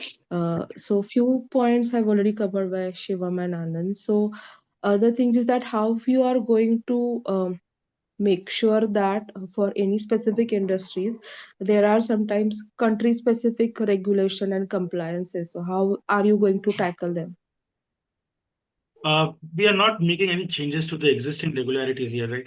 So what we are doing is like for EUAI, I'm working closely with them, and we have been discussing that if they provide us with the relevant APIs and we are having their understanding of their regulations, we can integrate that into the composable architecture of EGF, and that is where we are not making any regulatory changes. We are just highlighting that your path or your direction is going in a very like how your flow is moving in, and based on that the perception here is that it will give you a like it has a capability of giving a predictive responses, and that is where it will tell you that whether you are going in the right direction or not.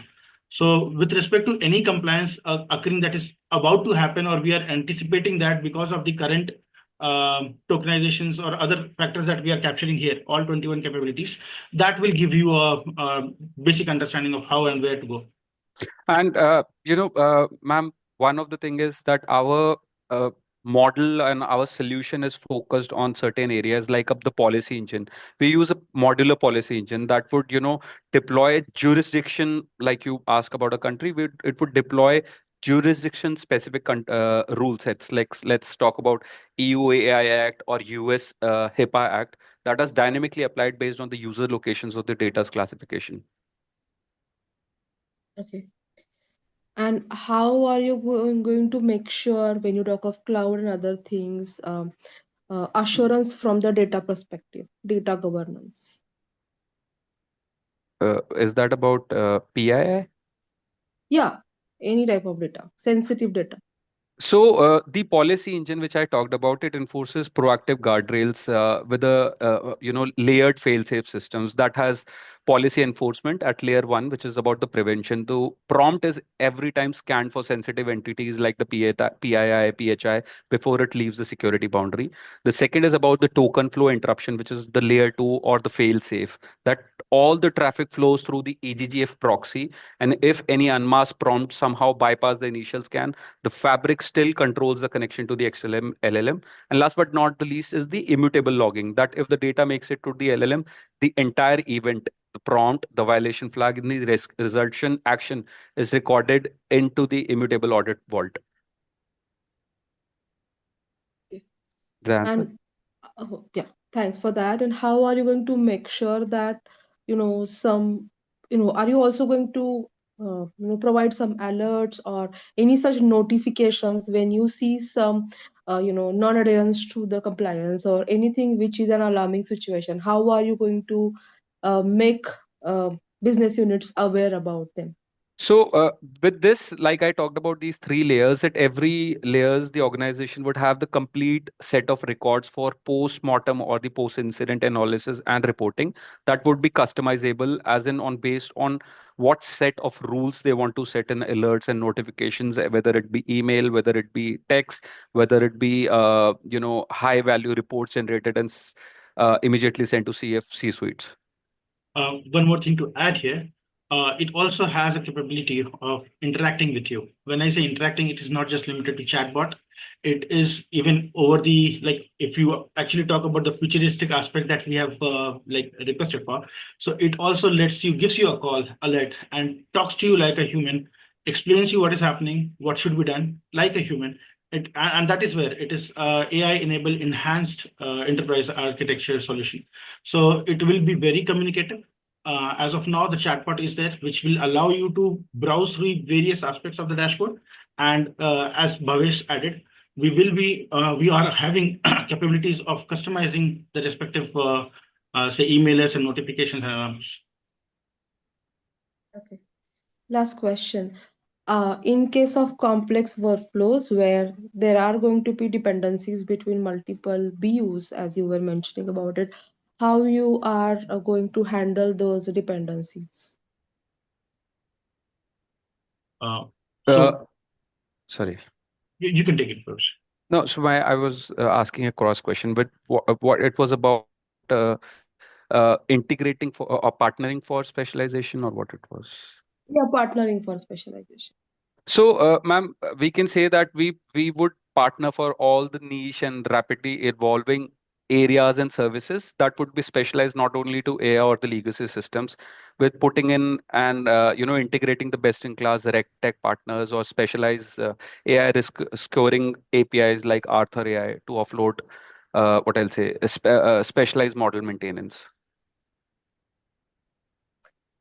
Okay, I like the idea. However, as Anand said, it is going to be pretty challenging especially in case of big enterprises to convince them to start using this, or the approvals etc. It takes pretty long time. So that is going to be very key factor and the initial challenge that you might face. Absolutely.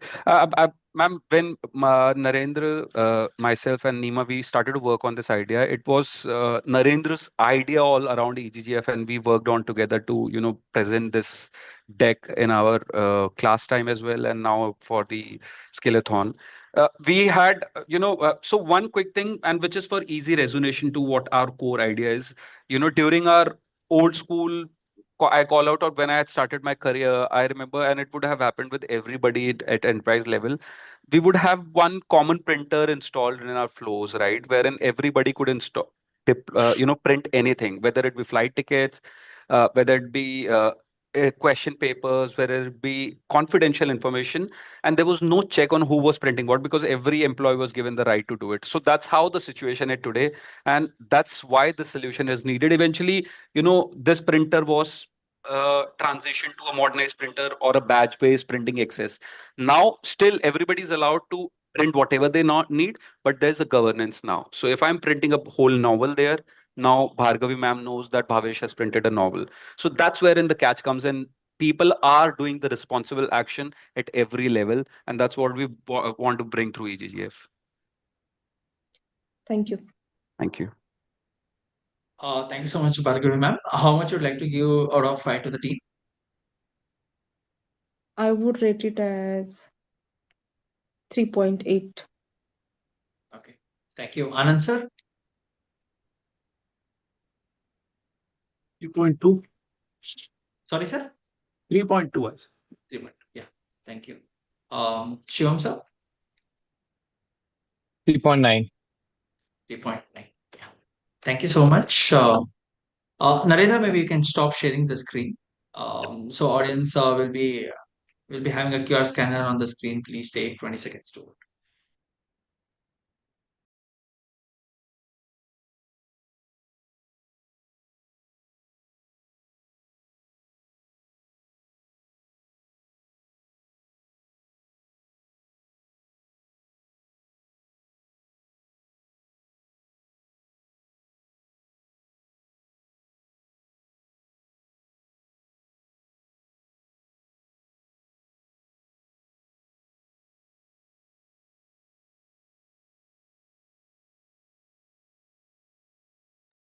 Yeah, it's time to look at the audience scores for the team.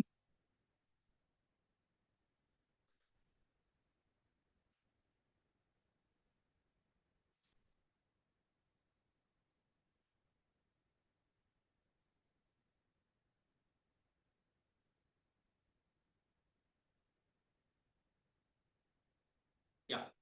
Thank you, audience, and thank you, team.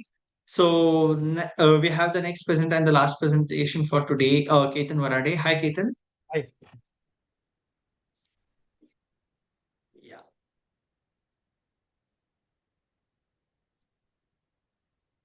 Ketan, let me know if you are able to share the screen. Let me give it a shot.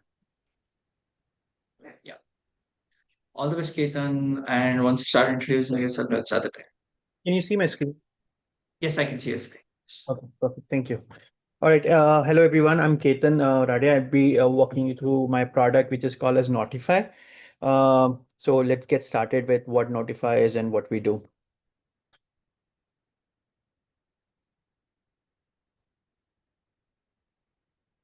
Okay.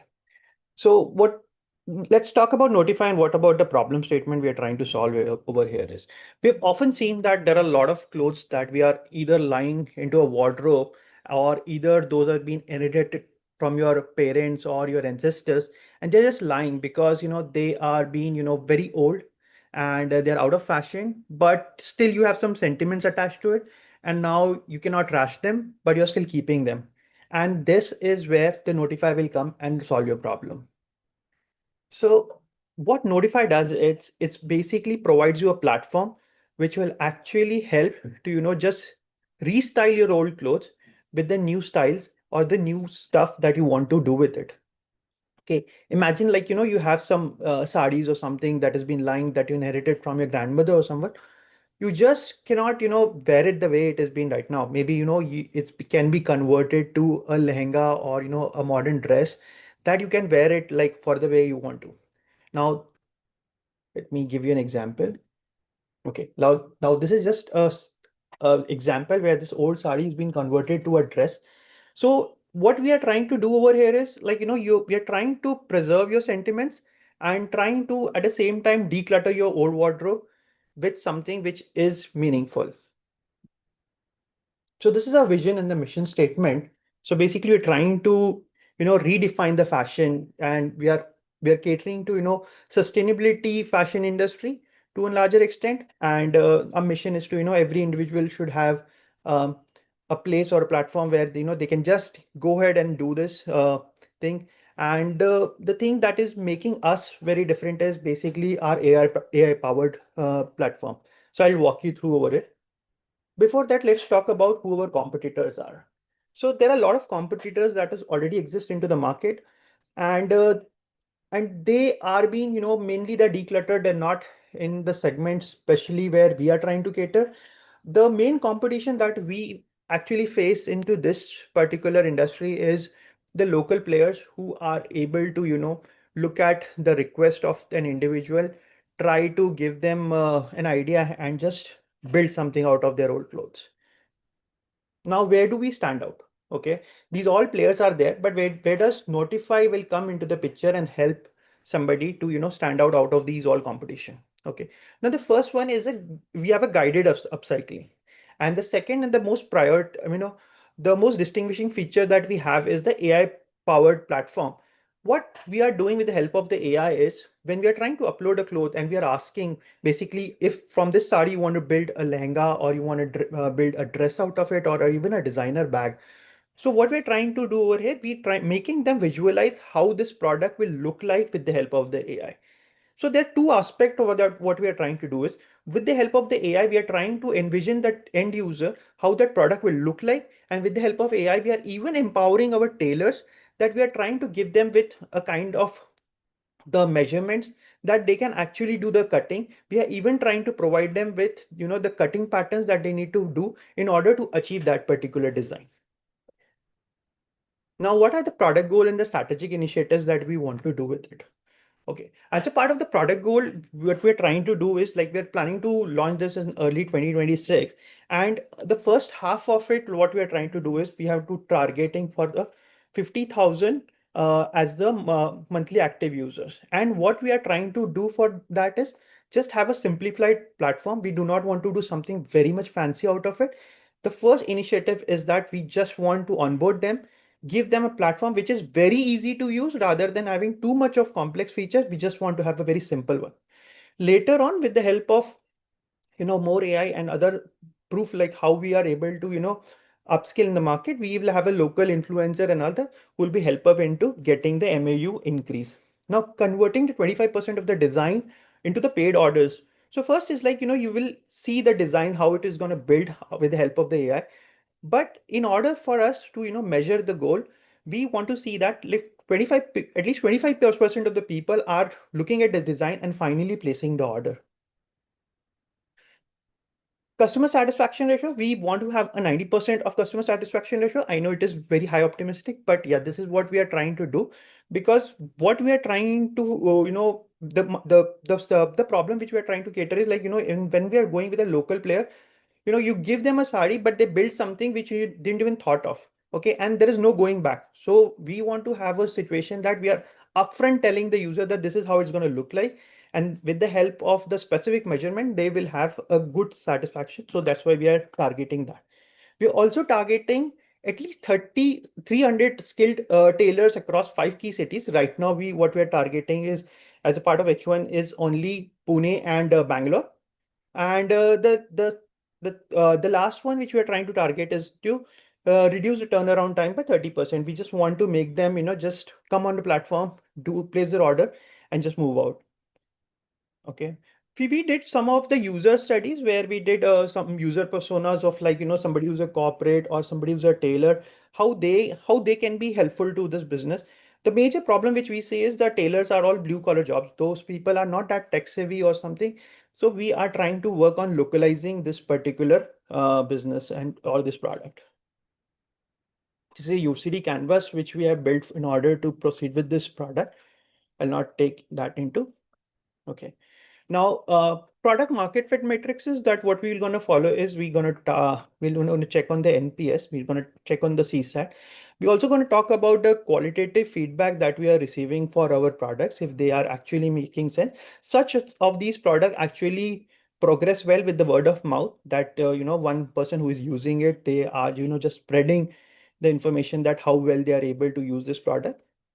Then user retention rate, this is basically how many orders have been placed within 3 and 6 months of time. That will be a special matrices that will help us to understand how it's growing. Referral rate, again, it's true if it's an inorganic it's an organic growth that we want to see from it, whether the people are actually referring this thing. Also from a tailor engagement side, we also want to understand how quickly they are able to complete that order, and how many tailors are there in with our product for next 30 days, 60 days, and 90 days. So that will help us to understand if the tailors are getting enough businesses or not.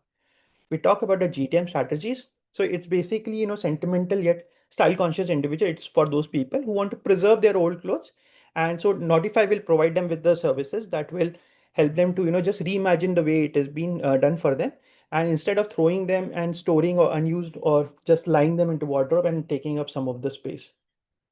This is for the tailor perspective. We want to build some platform which will help these tailors to have more businesses what they're from doing from the current side.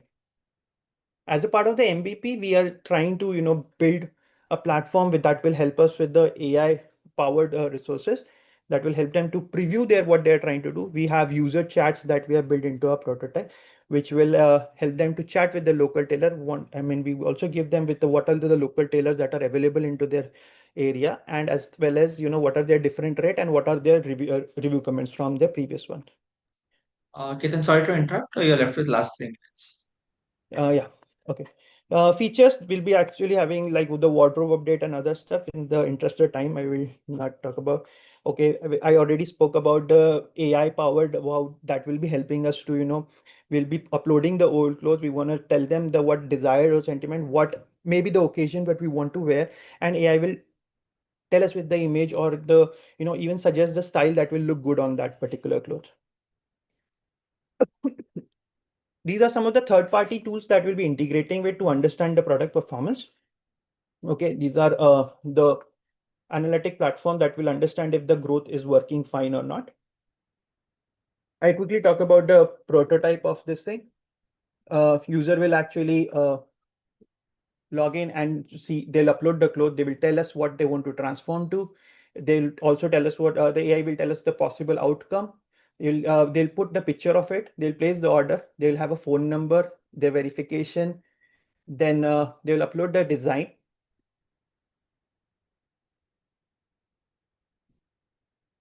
And this request would be submitted. On the WhatsApp, they will get the updates about what is being done. Post that, they will see all the local tailors available with their rates. They'll be able to talk with any of these tailors, understand what are they going to offer. With that, they can finalize the rate, and with that, once the tailor is confirmed, the order will be placed.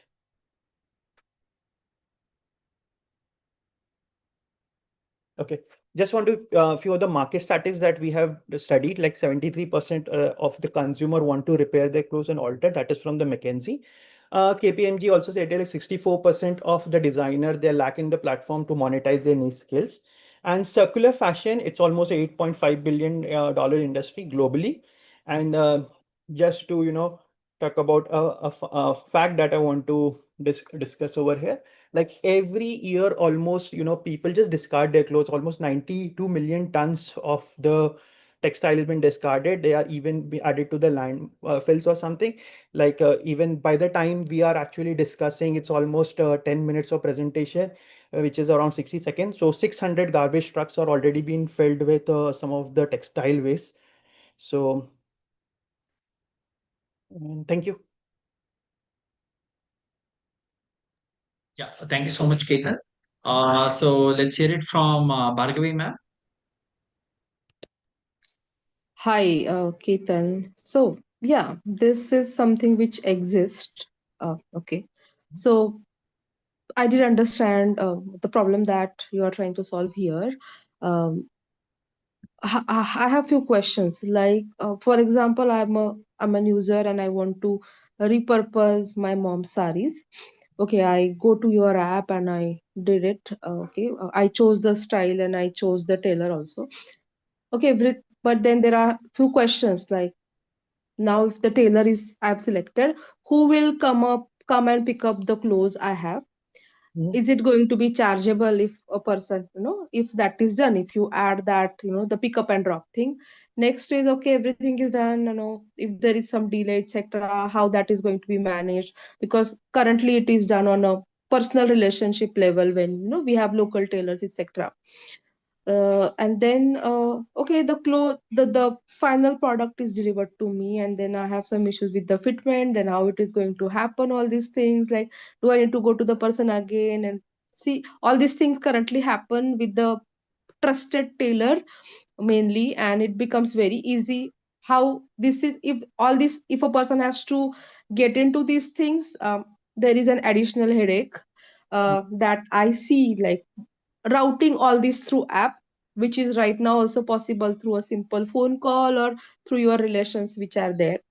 And when you say that this is an AI powered solution, uh, obviously the charges will be more. And nowadays lot of designs are available from Pinterest also, and I have done it. Like, I uploaded my photo, and I told him that I want to stitch this dress, and it did show me a lot of possibilities with my own photo how it is going to look on me. So this is something which is already happening. Why we should go for this? Along with that, all these headache if a person gets into after the fitment issues, how you are going to manage it? Is the person going to are you going to charge the person or the tailor for all these things? And for example, if the local tailor, I get a design from Pinterest, I go to him, the tailor says that, okay, I will get it done from you in 1,000 rupees. With this, if it is 1,500, why should I go with this? Yeah. Okay, I'll answer that. So initially, what we said, like for this particular product, as we're trying to, launch this one, we are only targeting for Pune and Bangalore location. And initially, we understand that the logistic cost is going to be huge. Okay. First, like our initial steps is that we just target in my own society in Pune, and one of my friend who's been partnering in this, and she's targeting from a Bangalore from single society. We want to understand like how the people's reaction to it on, on these things, like how the product, are they liking this or what are their suggestion before we roll out for the masses.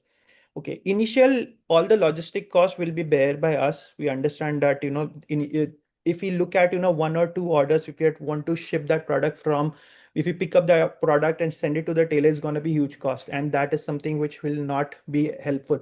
uh, right now what we are trying to see it is there, I mean, are the people who are trying to, actually use it, and what are their suggestion? How the end user, we did users, personas, we did have surveys, then we did a lot of engagement with the local people. We got a feedback, but in actual we wanted to understand if they are working not fine or not. Now coming to the point of the local players, they still exist, and those are one of our biggest competition that we have. The problems which we have faced during our survey is that these people do tell the user that this is how it's going to look like, but when the actual product is delivered, there are a lot of fitment issues and the other stuff that we have seen from the user feedbacks that we have encountered. This, with the help of the AI, we are actually telling the tailors that these are the cuts that they need to perform. These are the measurements which will looking good. And based on that, they will be actually able to deliver what has been shown to them with our AI review. The fitment issue is still going to be there. For example, if I Yes. want to stitch a dress which I had never stitched before, so when I go to the local tailor, the person will actually take the measurements. How this is going to happen if I'm sitting at home using your product and telling, okay, I like the style, everything, but how the measurement is going to take place? I mean, do I need to take on my own and provide, or I mean? Yes, in right now, what we have thought is to do the measurement of our own. We are, we will be providing with the guideline. That is what we are trying to discuss with the tailor, how they can help us to take the help. I mean, help the user to actually take the measurement of their own. rather than somebody, because that is going to increase the logistic cost. Even at an individual level, when you're trying to do it, right, you have to go to the tailor, that will increase your logistic cost also. So we are trying to mitigate something similar to what we have with, even Lenskart, they have their preview. We are just trying to showcase with something similar that, this is how that dress is going to look like on you. And even, with the help of just AI, that we are just trying to, show them what the end product will look like. So fitment issues will be there, and for that, Notify team will assess them with the, what are the fitment problems are, and we'll able to resolve them. But yes, that's one of the struggles which we are seeing right now of, if there will be fitment issues and how we're going to handle it. But what we are trying to do is, with respect to an individual going over there, we will be able to do it in a smaller time and with a less cost. Okay. And what is that local tenants going to benefit out of it? Because if they are having their usual customers, the only benefit I here find is the using AI where they can get some new designs, but that is still available with Pinterest or Yes. Google So or any possibilities. So I'll answer to the Pinterest question. Still, like, even if you're doing those interior or any other stuff, there are a lot of designs which are available on on the Pinterest or other stuff to just provide a guide. But actually, that product, how it will gonna look on you, is something very different than what you are trying to visualize from a Pinterest picture. Pinterest is a one of the way where you can tell something that we want something like this, but actually how it's gonna be referring to you is what our product is gonna cater.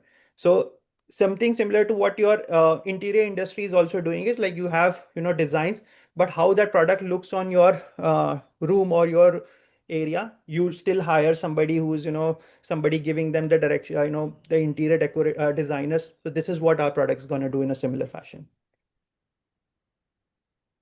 Okay. And what is so how does the pricing thing is going to work between Yeah. you and the tailors?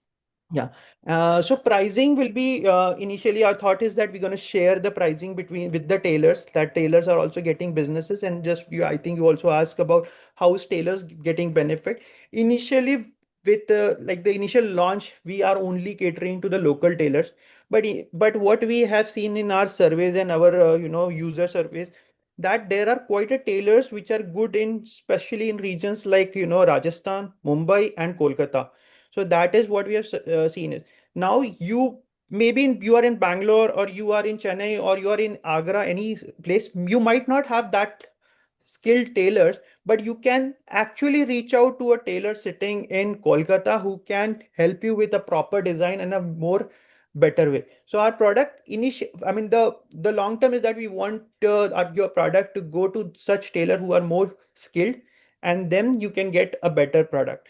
And they will be getting more businesses out of it, because as per our survey, what we are seeing is, like, the local designer are not having that kind of platform where they can actually come and showcase their skills. So this is a platform on them also. So there will be a price saving sharing between the tailors as well as the buyers or the person who is making the order.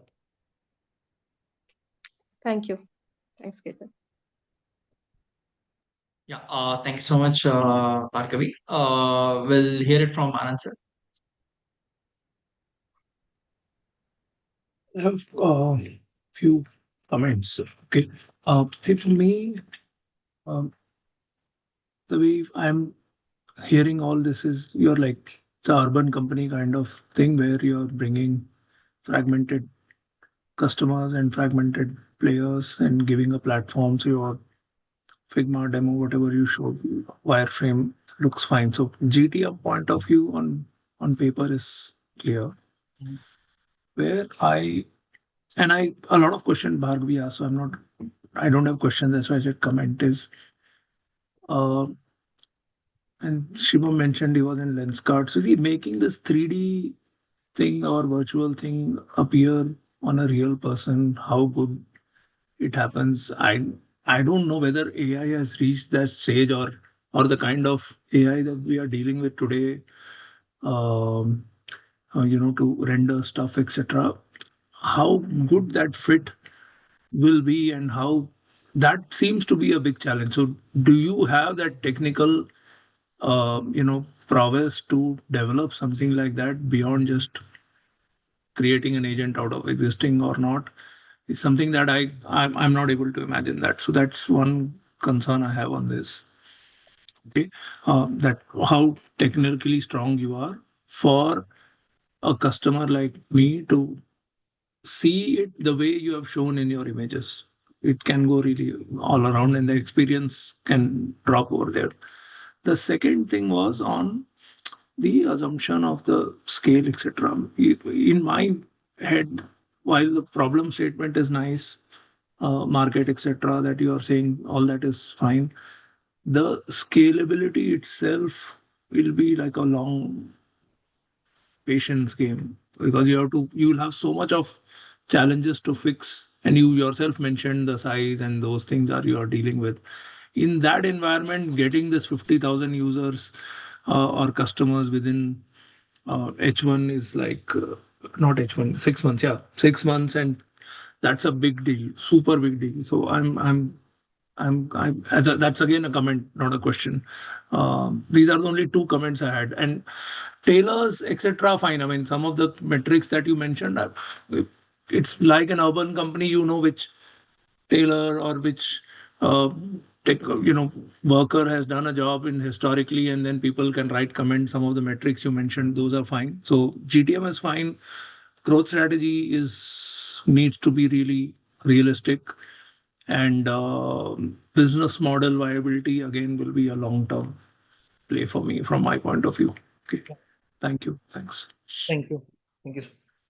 Thank you so much, Anand sir. Let's hear it from Shivam sir.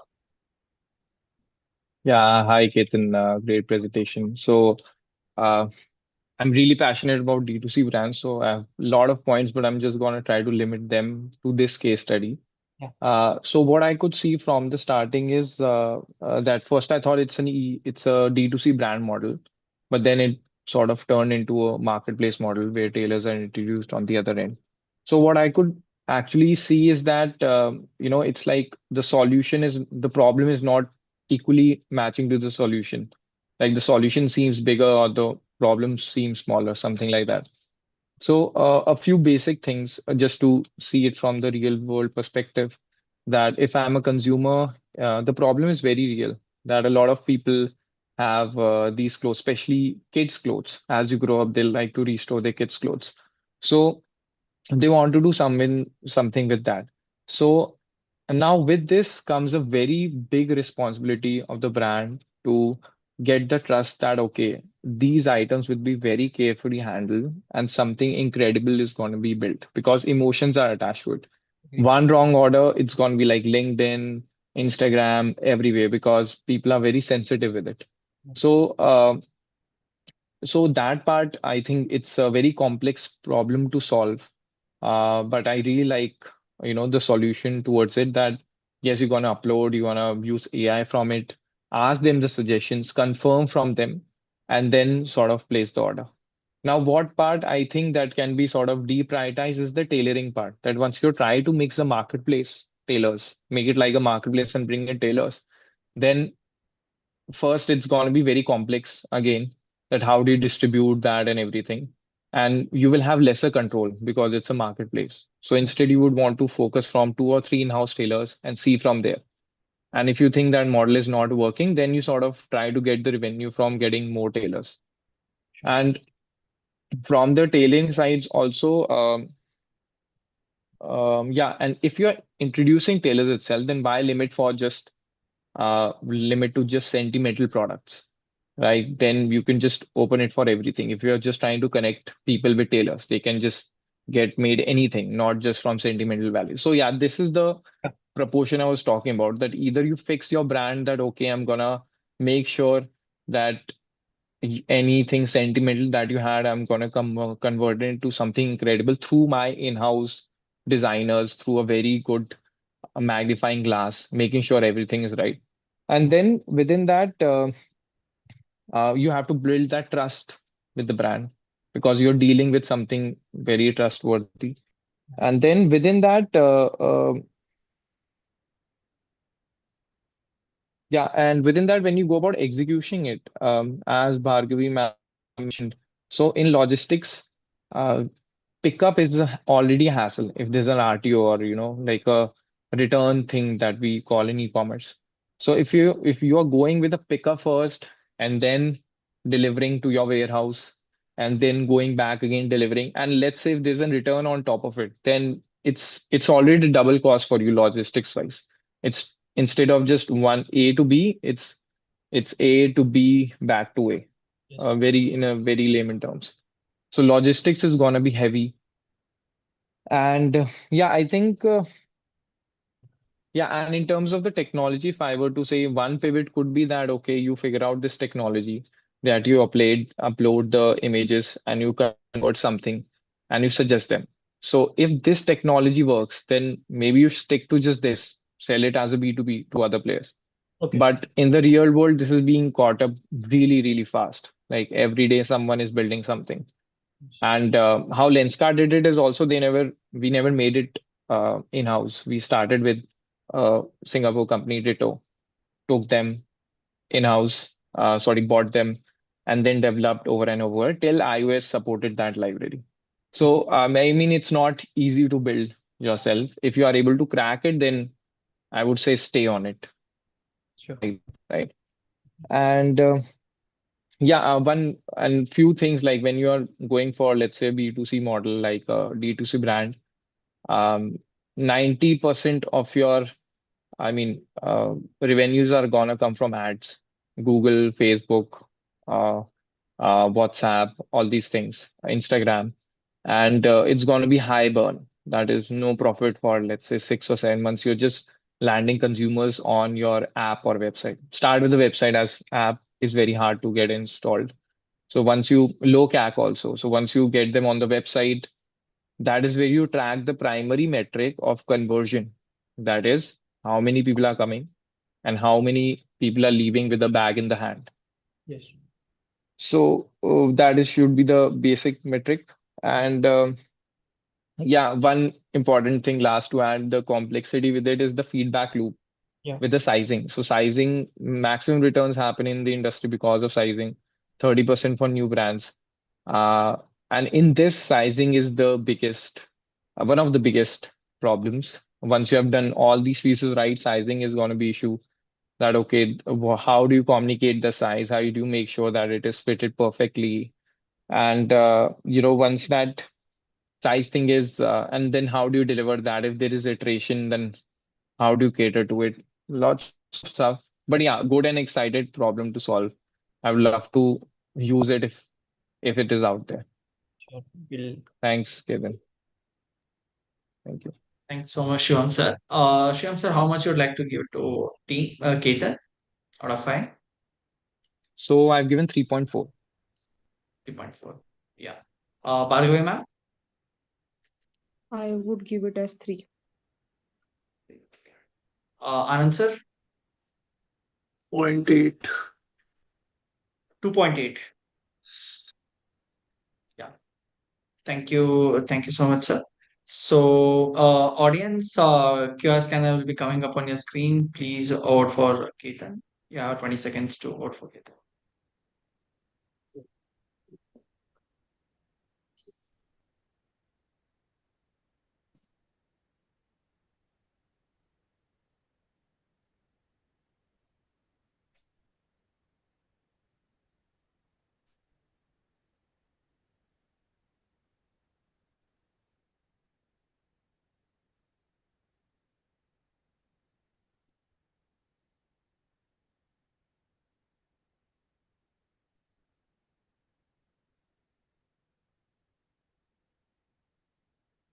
Yeah. Let's look at the audience scores for Ketan.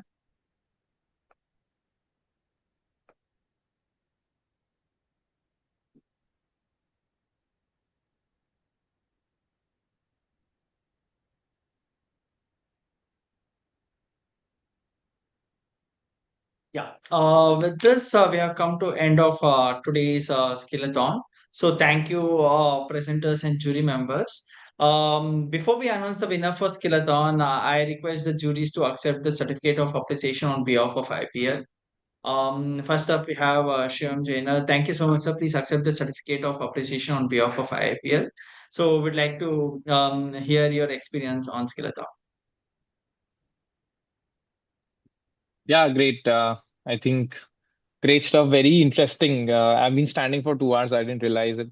So it's been good and a lot of new ideas, creative ideas. I also got to learn a lot from the other jury members, their experience comments.